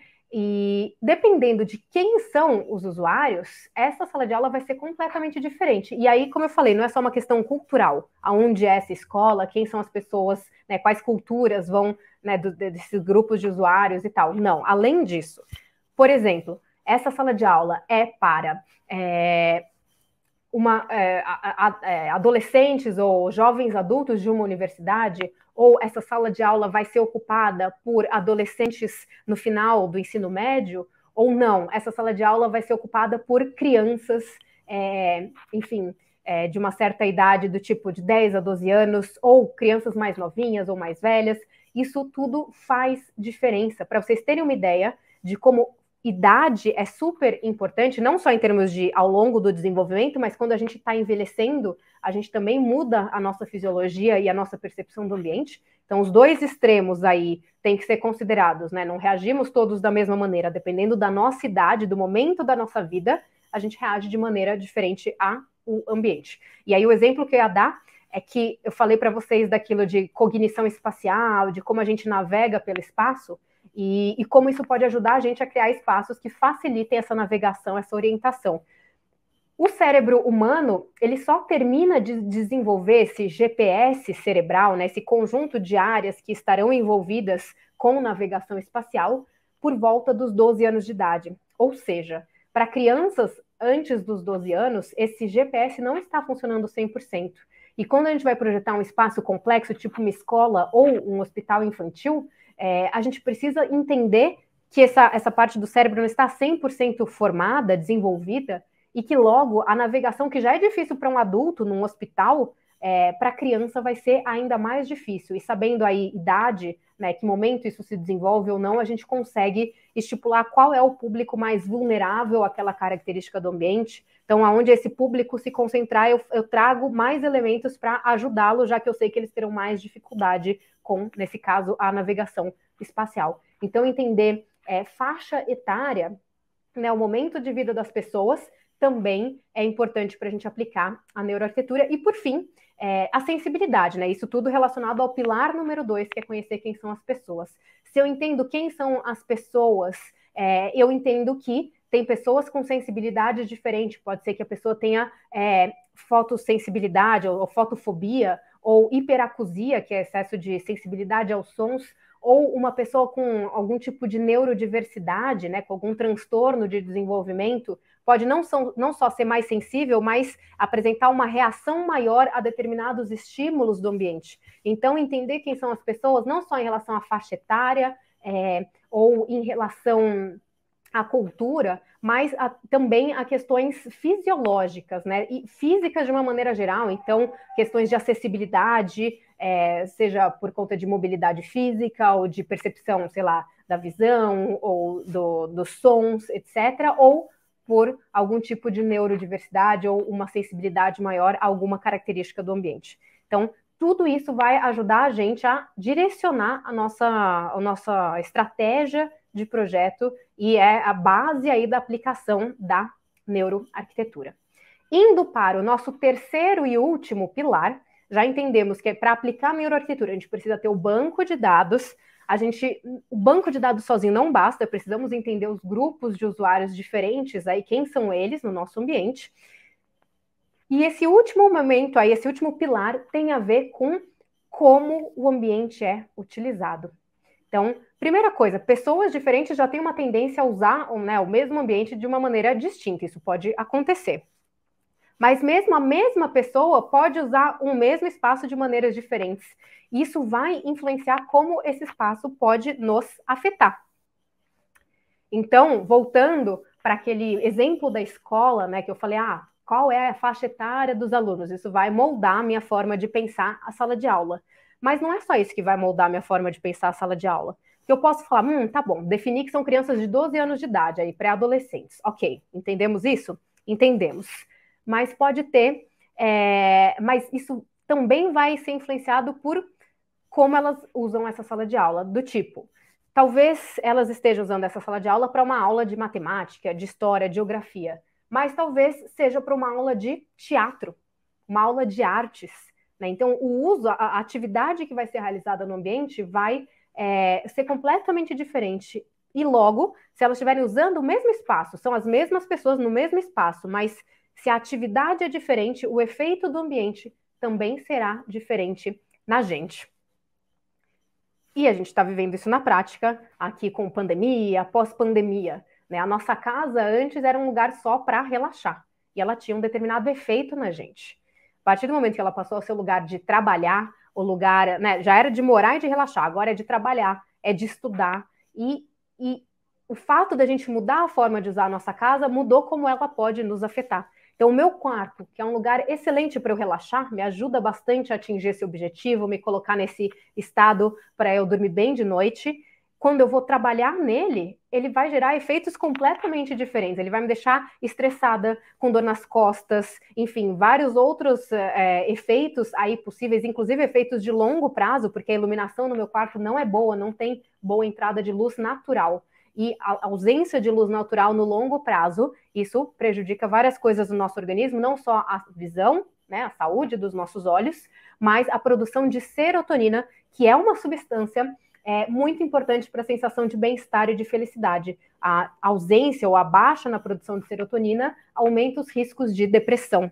Então, olha só, o meu quarto, que era tão importante para me ajudar a dormir bem, porque dormir bem é importante para evitar a depressão, se eu for usar o meu quarto para trabalhar o dia inteiro e passar vários dias fechada ali trabalhando, no longo prazo, ao invés dele me ajudar só a relaxar, no longo prazo ele pode aumentar meus riscos de desenvolver depressão, porque eu não estarei com luz natural suficiente para produzir serotonina e ter uma vida mais saudável.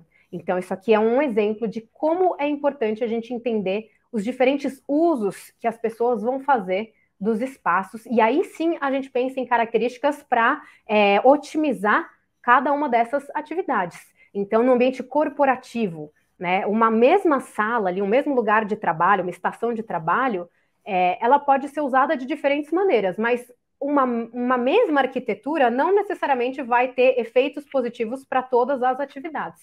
Então, eu até dei já o exemplo, né, que a altura do pé direito pode influenciar a nossa criatividade, a nossa imaginação. Tem estudos mostrando que isso acontece. Mas não é a altura genericamente, é o pé direito mais alto tende a estimular um estado mental mais criativo, o pé direito mais baixo estimula um estado mental mais analítico, mais atento. Então, se eu sei que nesse meu ambiente de trabalho eu preciso de um lugar para criar, e eu também vou precisar de um lugar para prestar mais atenção, para fazer algo relacionado à auditoria, a fazer um relatório, etc., eu crio características espaciais diferentes para ajudar as pessoas a entrarem no estado mental adequado para fazer cada uma dessas atividades. Não é eu vou criar um ambiente perfeito para tudo.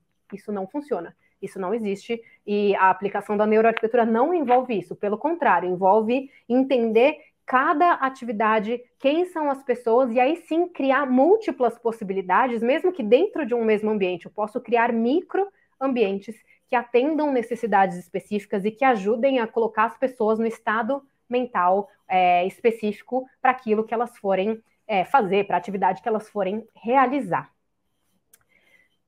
Muitas coisas aqui, estou caminhando aqui para um ponto que eu falei para vocês que eu ia chegar, que é o momento que eu conecto tudo que a gente falou aqui com aqueles slides iniciais que eu mostrei a imagem do cérebro, etc. Esse gráfico aqui, ele é um tema com o qual eu venho me envolvendo muito, eu já apresentei na ANF isso daqui, um dos artigos científicos que eu escrevi é sobre efeitos de curto e de longo prazo do ambiente, e que tem tudo a ver com esse gráfico. Falei para vocês no começo da nossa conversa que quanto maior o tempo de exposição a um estímulo qualquer, inclusive o ambiente é um estímulo, aumenta a duração dos efeitos. Isso vale para qualquer tipo de estímulo. Então, se eu vou estudar para uma prova, eu estudo um dia só, a duração desse conteúdo que eu memorizei vai ser muito mais curta na minha memória do que se eu estudar por anos um conteúdo, ou meses, ou semanas, e for fazer uma prova sobre ele. Aquilo fica muito mais ativo na nossa memória, muito mais presente, muito mais duradouro, porque a gente teve uma exposição maior àqueles estímulos. E aqui, no caso do ambiente, a mesma coisa. Então, ambientes de longa ocupação, ou seja, aos quais nós somos expostos por mais tempo, tipo nossa casa, nosso espaço de trabalho e nossa cidade, eles tendem a gerar efeitos mais duradouros no nosso cérebro. E como isso daqui que eu estou falando agora, a gente já sabe dos efeitos duradouros, eu dei o exemplo de plasticidade cerebral lá no comecinho da aula, mostrando o cérebro se transformando, ou a célula cerebral, o neurônio, se transformando também por conta do ambiente, mas a conexão disso daqui com esse último pilar, que é o como as pessoas usam o espaço, tem a ver porque quando eu entendo como as pessoas vão usar, eu entendo quanto tempo mais ou menos elas vão passar em cada ambiente. Então, eu sei que, por exemplo, um médico na sala de cirurgia, ele vai passar horas ali, mas depois ele vai ter outros momentos em outras áreas do hospital. Eu sei que naquela sala de aula, as crianças vão ficar ali por muitas horas, vão sair para o intervalo e tal, mas vão passar muito tempo naquela sala de aula, e o professor que vai sair quando acabou a disciplina dele, ele muda de sala, chega outro professor, mas as crianças vão ficar ali por muito mais tempo, vão ser muito mais expostas àqueles estímulos, logo elas estão mais vulneráveis, elas serão mais afetadas,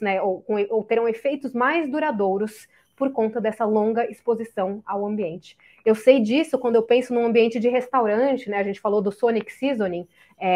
O Sonic Seasoning é um exemplo de um efeito de curto prazo com foco, em geral, nos consumidores, nos clientes.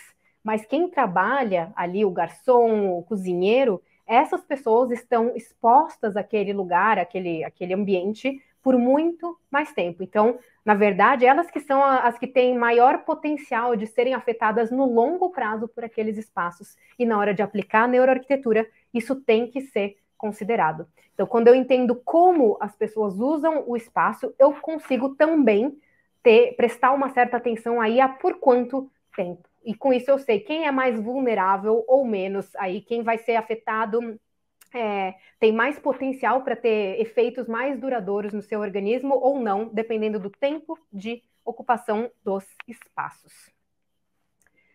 Ufa, com isso aqui falamos dos 3 pilares de aplicação da neuroarquitetura. E antes de eu abrir aqui para as perguntas e parar de compartilhar minha tela, deixa eu só ir chegando aqui para a nossa conclusão, mas a gente ainda tem bastante tempo exatamente para eu conseguir responder as perguntas de vocês. Deixa eu só dar um golinho aqui na minha água.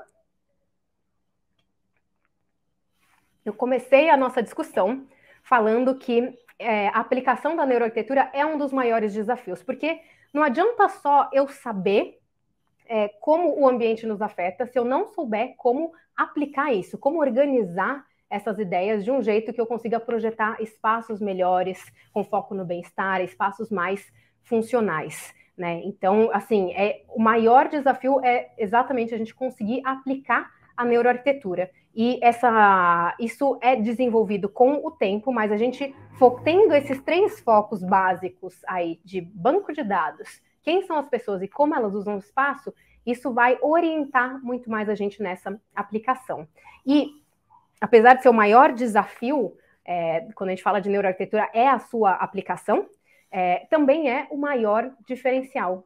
Então, a partir do momento que a gente começa a praticar isso, e agora com esses pilares a gente já consegue começar a ir atrás de mais banco de dados, enfim, de estratégias para entender melhor quem são as pessoas, como elas usam. Existem várias estratégias, desde criação de persona, criação de jornada, que são as duas que eu discuto mais no meu curso, mais entrevistas, observação de comportamento, realização de experimento, enfim, tem várias estratégias possíveis que ajudam a gente a mergulhar mais a fundo em cada um desses pilares. Mas o que a gente não pode esquecer é que os 3 precisam estar presentes, ser considerados na hora de projetar.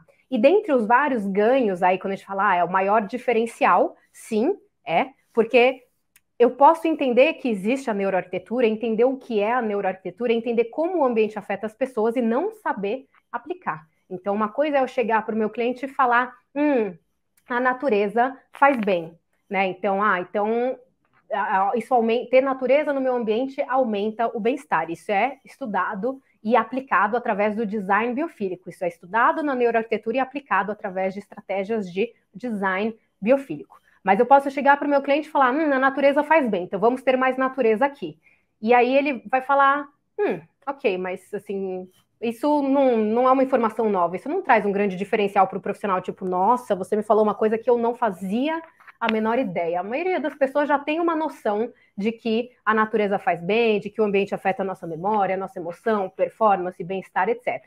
Mas se eu chego para esse cliente, ao invés de falar a natureza faz bem e achar que isso é a aplicação da neuroarquitetura, se eu viro para ele e falo, então, é o seguinte, tem alguns estudos, por exemplo, os estudos do Roger Ulrich, da década de 80, que nem são tão novos assim, que mostram que pacientes em hospitais com quartos que têm janela com vista para a paisagem natural, eles se recuperam mais rápido e sentem menos dor. E, de repente, esse meu cliente, ele está fazendo, um hospital, e eu dou essa informação para ele muito mais contextualizada do que só a natureza faz bem.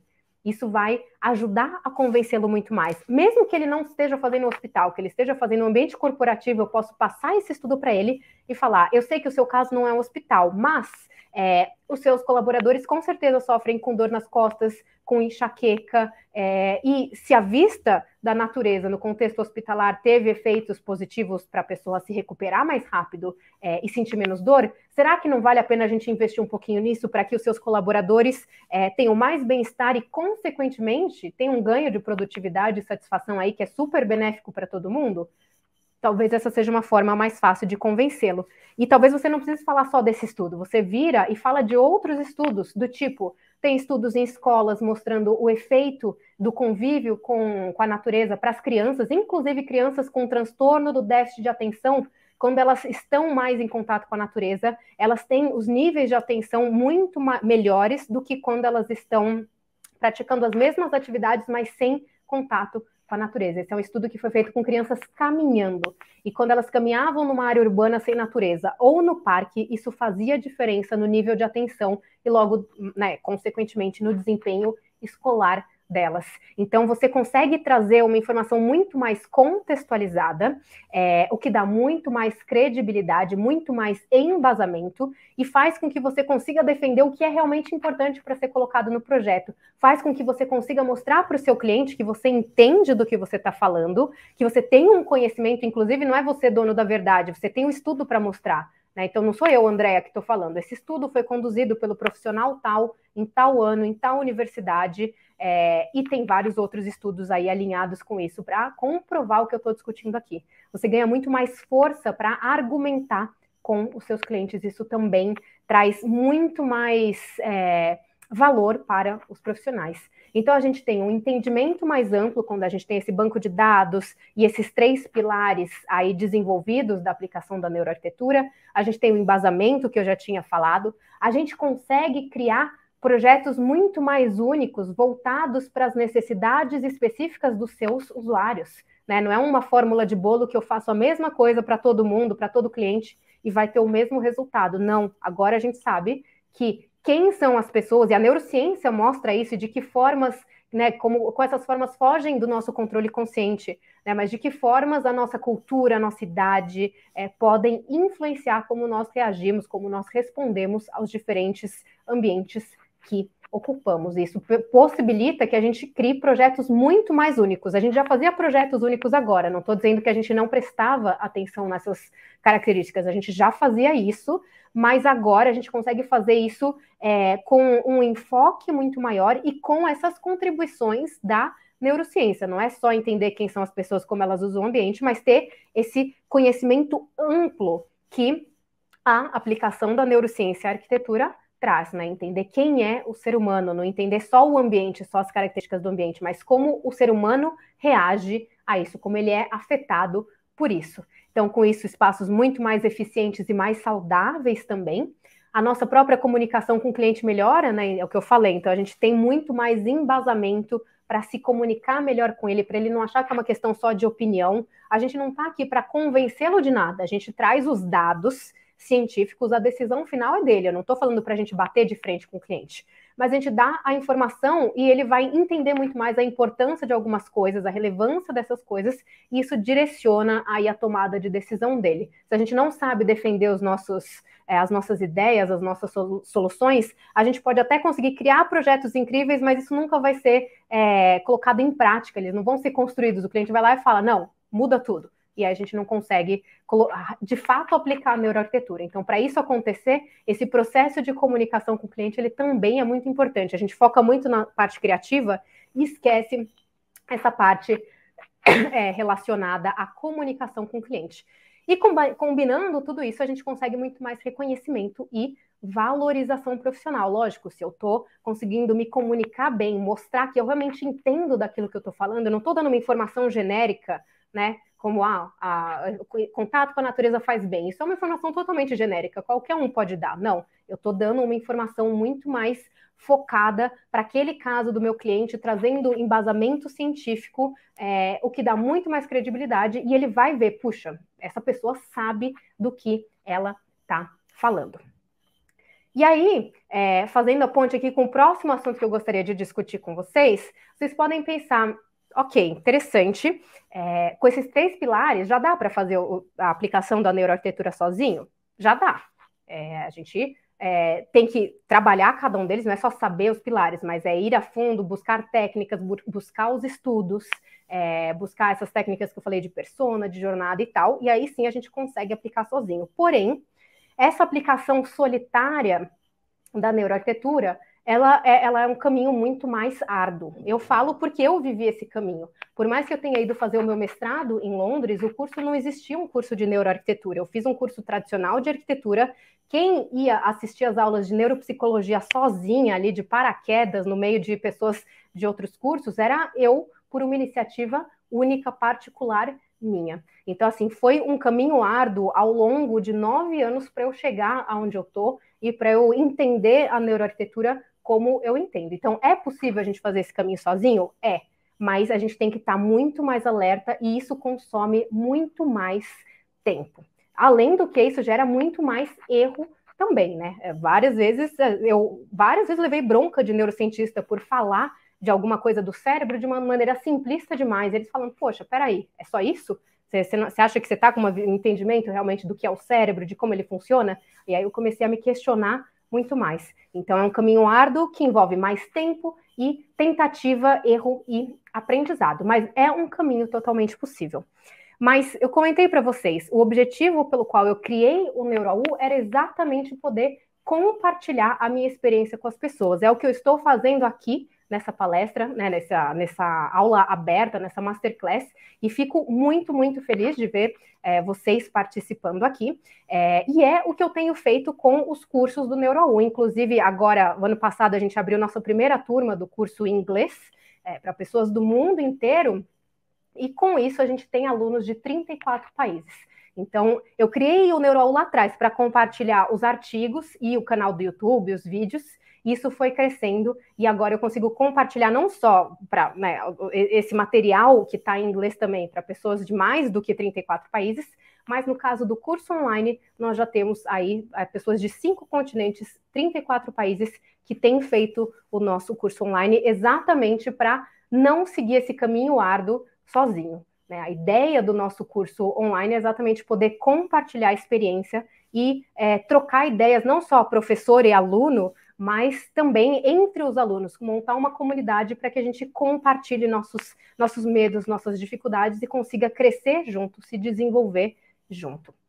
Querendo ou não, isso ajuda muito. Juntos nós somos mais fortes e querendo ou não, tempo é super importante. a gente demorar mais tempo para fazer alguma coisa, quem começa a fazer antes da gente tem sempre uma vantagem. Então, vou falar um pouquinho do meu curso online agora, que tem em inglês, mas aqui o foco é para o curso em português. E o objetivo principal desse nosso curso é ensinar, né, que os participantes aprendam uma nova forma de projetar, baseada nas evidências científicas, óbvio, eu acabei de falar muito delas para vocês. É uma forma também voltada para o ser humano e focada em promover o bem-estar nas pessoas que vão usar os espaços. Foco no usuário e não só no cliente, né? Sempre aplicando a neuroarquitetura. Então, a ideia é sempre combinar entendimento e aplicação prática. A gente não consegue aplicar se a gente não entender. Então, esse embasamento, por isso o pilar número 1 ali era o pilar desse banco de dados, de algo que ajude a gente a entender muito mais sobre como o ambiente pode nos afetar. Deixa eu parar de compartilhar minha tela e dar uma olhada aqui nas informações, nas perguntas que eu recebi. Então, nós temos ainda bastante tempo aqui, 12 minutinhos, e eu vou dar uma olhada. Aqui vi uma pergunta do Rogério sobre onde encontrar os artigos na web. Adorei essa sua pergunta. Gravei recentemente aula bônus para os meus alunos sobre isso para o nosso curso. Então, mas vou responder aqui para você. Uma boa pergunta. A minha forma favorita de encontrar artigos na web é simplesmente através do Google tradicional. O que acontece, assim, tem sites específicos de pesquisa do tipo o ResearchGate, o Academia, o Semantic Scholar, que são sites nos quais a gente encontra estudos que os pesquisadores, os autores compartilham com as pessoas. Então, isso é uma possibilidade. Mas sabendo pesquisar bem no Google, a gente não precisa lembrar do nome desses sites. O próprio Google direciona a gente para o ResearchGate, Semantic Scholar e tal. Então, a minha dica para você, Rogério, e para todo mundo que está aqui, porque é uma pergunta muito importante, ainda mais depois de eu defender tanto o banco de dados, é não digitar termos muito genéricos. Foca bastante na escolha de combinação de palavras, né? Nas palavras-chave ali que vão orientar, filtrar essa pesquisa que o Google vai fazer. Então, uma coisa é eu pesquisar o que é neuroarquitetura, que é algo extremamente genérico. Outra coisa é assim, puxa, estou projetando uma escola e quero entender efeito da iluminação natural nos alunos. Aí, se eu escrevo isso no Google, e se eu escrevo isso em inglês, aí sim, a gente consegue ser o que o Google nos direcione de uma maneira muito mais eficiente para todo o conteúdo que existe a respeito disso. Então, saber usar essas palavras-chave e saber o nome de pesquisadores. Então, olhar essas referências científicas e olhar quem são os autores que escreveram sobre esse assunto. Se você pesquisa no Google o nome desses autores, você já vai também ser direcionado para outros artigos dos mesmos autores que também podem ajudar a gente a ter um entendimento mais completo da mesma coisa. Então, olhar para essas referências e saber pegar o nome desses autores e buscar o que eles estão produzindo, isso também é uma forma de ajudar. Mas, de qualquer forma, a resposta mais objetiva seria, eu prefiro o Google, mas se vocês quiserem, para achar artigos científicos, né, o Google direciona, mas tem o Google Acadêmico, que é focado em artigos científicos, então você pode digitar no Google Acadêmico, você é direcionado, aí você consegue selecionar o ano de pesquisa e tal, então também é uma dica interessante. E esses outros 3 que eu mencionei seriam os principais, ResearchGate, Academia e Semantic Scholar. Certo, Rogério? Deixa eu ver aqui outras perguntas.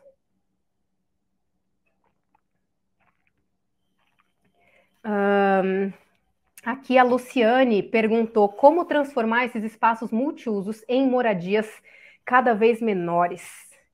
E isso é um grande desafio, mas eu acho que a primeira coisa que a gente tem que pensar, por mais que os espaços sejam pequenos, dentro desse espaço pequeno, tentar criar microambientes. Isso vem sendo feito muito no design escolar, né? Nas salas de aula, ao invés de ter uma sala de aula que é um espaço único, totalmente homogêneo, só dividido entre parte dos alunos e a parte lá, a cadeira do professor, atualmente várias escolas estão adotando esses ambientes, esses microambientes na sala de aula. Então não é só cadeira, né, todas as cadeiras iguais para os alunos, não, tem diferentes cantinhos ali.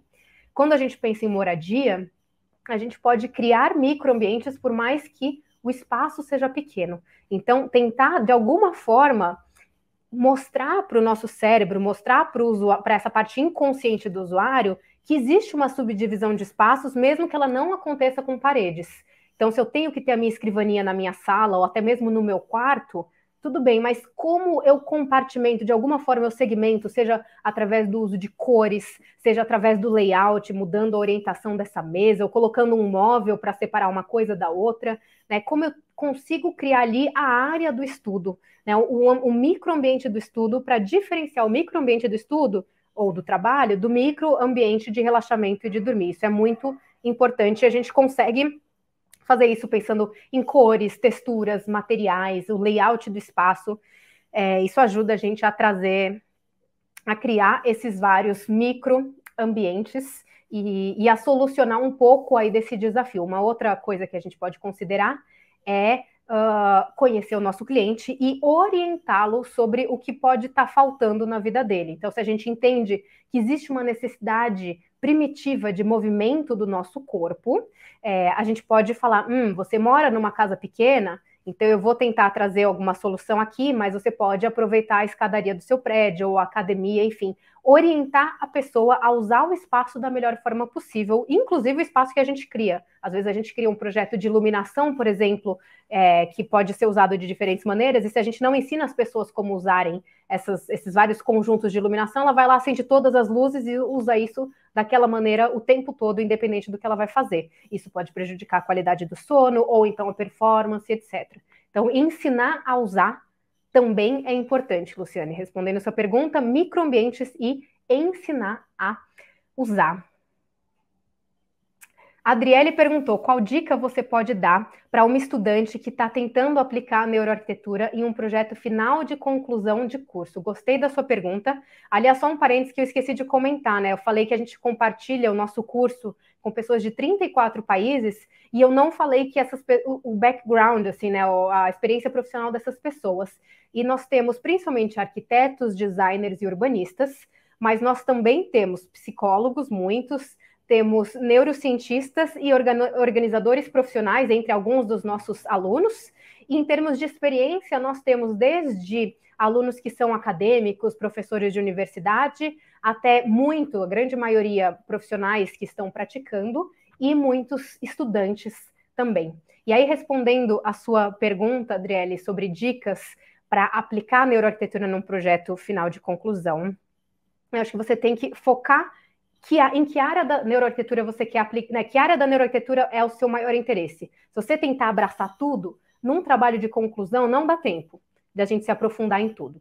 Então, você até pode escolher fazer tudo, mas aí deixe claro, até para os orientadores, e tenha isso claro para você, que você não vai conseguir se aprofundar. Então, você vai dar uma pincelada mais geral, isso pode ser uma intenção, ou foca em algo mais específico, seja o que você quer gerar nas pessoas com o seu ambiente. Então, puxa, quero criar espaços que estimulem a criatividade. Eu vou pesquisar isso. E aí eu vou olhar para diferentes qualidades espaciais que têm impacto na criatividade. O pé direito eu já falei, a gente pode pensar nas cores, a gente pode pensar na iluminação, na questão do mobiliário e de movimento do corpo, etc. Então, essa é uma forma de focar, ou não. Meu foco é numa escola específica que eu vou projetar para crianças de tal perfil. Aí você foca em entender como, né, que qualidades espaciais de ambientes de escola podem afetar, né, algumas as percepções, aprendizado, desenvolvimento, etc. Então, pensa que temas te interessam mais. Ou então você vai focar só em iluminação, ou só no design biofílico, ou então só no design ativo. Mas a minha dica é focar em um tema para você conseguir se aprofundar bastante nesse tema. E aí, faz aquilo que eu até já falei para o Rogério em termos de dica de pesquisa. Não use, tipo, na sua pesquisa no Google, só neuroarquitetura em ambientes escolares ou no hospital, etc.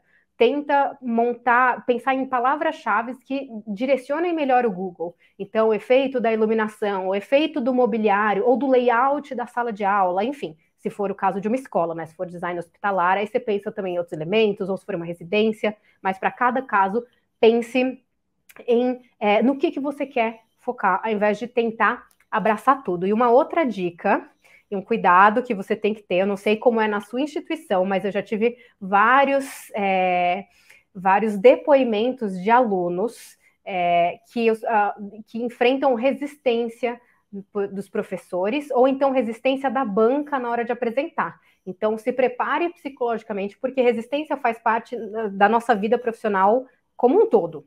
Então, assim, não fique se sentindo para baixo caso você encontre um pouco de resistência, caso as pessoas falem, neuroarquitetura é moda, daqui a pouco ninguém vai falar mais disso. Mesmo que o nome mude, o que está por trás do nome se mantém. Você vê que a gente hoje fala menos em psicologia da arquitetura e mais em neuroarquitetura, mas o propósito, que é entender como o ambiente afeta a gente, como a gente pode criar espaços melhores, esse propósito, ele faz parte da ideia de arquitetura, não tem como isso mudar. Então, não é moda. Se alguém falar isso, defenda e esteja preparada para, talvez, enfrentar um pouquinho de resistência. Fiquei feliz aqui, estou vendo algumas alunas e ex-alunas presentes, então a Adriana, a Lúcia ficou feliz com os comentários aí de alunos e ex-alunos, ou alunas e ex-alunas nesse caso. Heloíse também, enfim, estou dando uma olhada geral aqui, não consegui acompanhar todos os comentários, mas estou vendo um pouquinho aqui geral. E eu esqueci de comentar que vocês, para usarem o cupom do curso que eu falei, de desconto, etc, etc., vocês já devem ter recebido no e-mail de vocês uma mensagem com o link para inscrição, né? Esqueci um detalhe importante, não adianta ter o cupom e não ter o link para inscrição. Então, se alguém quiser se inscrever, o link está na caixa de e-mail de vocês. Se vocês não acharem na caixa de entrada, não se esqueçam de olhar no spam. Fiquei feliz aqui que o Edberto falou que vai comprar mais para frente para ajudar no TCC e seguir a carreira.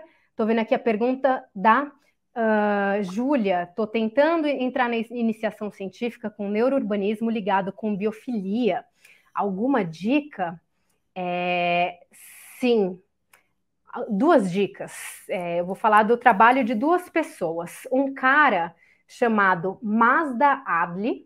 Mazda, é M-A-Z, se não me engano, Mazda, M-A-Z-D-A, Adli, A-D-L-I. Tem um TED Talk dele muito interessante sobre esse assunto, e acho que você pesquisar artigos dele também vão te ajudar. E eu recomendo o site do Conscious Cities. Tem 2 sites, um não é sobre neurourbanismo, mas tem um Conscious Cities, que é focado em neurourbanismo, que é um projeto, inclusive, do Itai Patti, que é um cara que acho que atualmente está no Reino Unido, mas, se não me engano, ele é de Israel, e ele está nesse grupo do ACE que eu mencionei, que a gente discute o ensino da neuroarquitetura, e ele foca bastante a pesquisa dele nesses estudos de urbanismo. Então, super recomendo dar uma olhada aí, Conscious Cities, e o TED Talk do Mazda Adli também. Vi aqui que acho que a Silvana também, ex-aluna ou aluna, está presente aqui. O Fábio está me ajudando a identificar todo mundo que eu conheço que está presente. Vamos lá, deixa eu ver aqui mais uma última pergunta.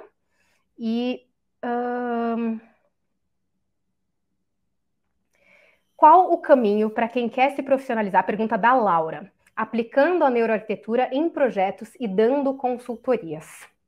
Acho que o primeiro caminho é estudo. E aí, isso inclusive eu falo para os meus alunos também. Eu falo, tô aqui falando, façam o meu curso, vai valer a pena? Tô. Mas é um estudo que não é só um curso pontualmente. É uma área, qualquer área, né? Para a gente se manter atualizado, a gente precisa continuar estudando o tempo todo. Então, acho que a primeira dica e tem muita coisa que a gente consegue, enfim, eventos internacionais, não só curso, mas eventos científicos internacionais que a gente consegue participar online, não precisa gastar dinheiro viajando. Então, acho que a primeira dica para a pergunta da Laura é estudar.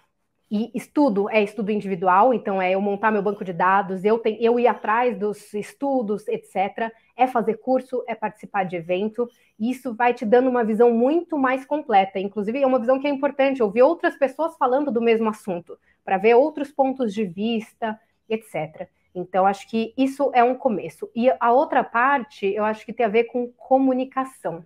Então, tanto é que uma das aulas bônus do curso envolve comunicação, porque eu sinto que com base na minha experiência e no que eu vejo dos meus alunos, nesses vários anos, não só do curso online, mas da FAP, da GV, é que às vezes, por não conseguir se comunicar tão bem, a gente tem as ideias boas na cabeça, mas a gente não consegue vender o nosso projeto ou se mostrar, nos mostrarmos com a competência que temos para o nosso cliente, para que ele valorize a gente. Então, não adianta só entender de neuroarquitetura e saber aplicar, mas também aprender a se comunicar melhor. Assim, eu vou ter que citar todos os estudos que eu usei de referência para o meu projeto? Não, coitado, o cliente vai dormir ali ouvindo você falar de todos os estudos. Você faz uma seleção. Então, você saber fazer bem essa seleção, saber em que momento você insere essa informação quando você está apresentando o projeto, tudo isso são técnicas que você vai aprendendo com a prática e que vão te ajudando a ser mais valorizada, e aí, consequentemente, as consultorias vão aparecendo, ou os alunos, ou os seguidores, etc. Então, saber se comunicar bem é um detalhe aí importante para a gente conseguir ter sucesso profissional aplicando a neuroarquitetura, tanto na prática profissional, no design, na consultoria, ou no ensino desse assunto. Estou aqui de olho no relógio, e acho que chegamos ao final aqui, são 10h03. Então, eu gostaria muito, estou vendo aqui agora aqui os outros comentários, gostaria de poder falar com todos vocês e responder todas as perguntas. A gente vai fazer vídeos para responder as perguntas que vocês já tinham enviado antes, então não se preocupem que elas não foram esquecidas, é só que com 700 pessoas inscritas não tinha como a gente ler todas as perguntas e respondê-las com uma única aula. Gostaria de agradecer muito, muito a presença de vocês, é um prazer compartilhar, então fico muito feliz que vocês estiveram aqui com a gente, e espero que a gente se encontre aí em diferentes momentos, espero ver vocês no meu curso, ou em outros eventos gratuitos que a gente fizer aqui, ou comentando coisas nas redes sociais, como eu já disse, vocês são muito bem-vindos, eu gosto de interagir. Então, continuem falando comigo. Estou vendo aqui alguns feedbacks de alunos tipo a Adriana, aluna do nosso curso. Vi que a Lia estava também presente. Enfim, tem um monte de gente que queria comentar tudo, mas não vai dar tempo. Então, só vou deixar uma boa noite para vocês. Boa sorte nas suas jornadas, independente dos caminhos que vocês sigam. E espero que vocês continuem envolvidos com a neuroarquitetura. Já continuavam antes, mas que daqui em diante, com certeza, continuem envolvidos com esse assunto, ok? Muito obrigada. E até a próxima.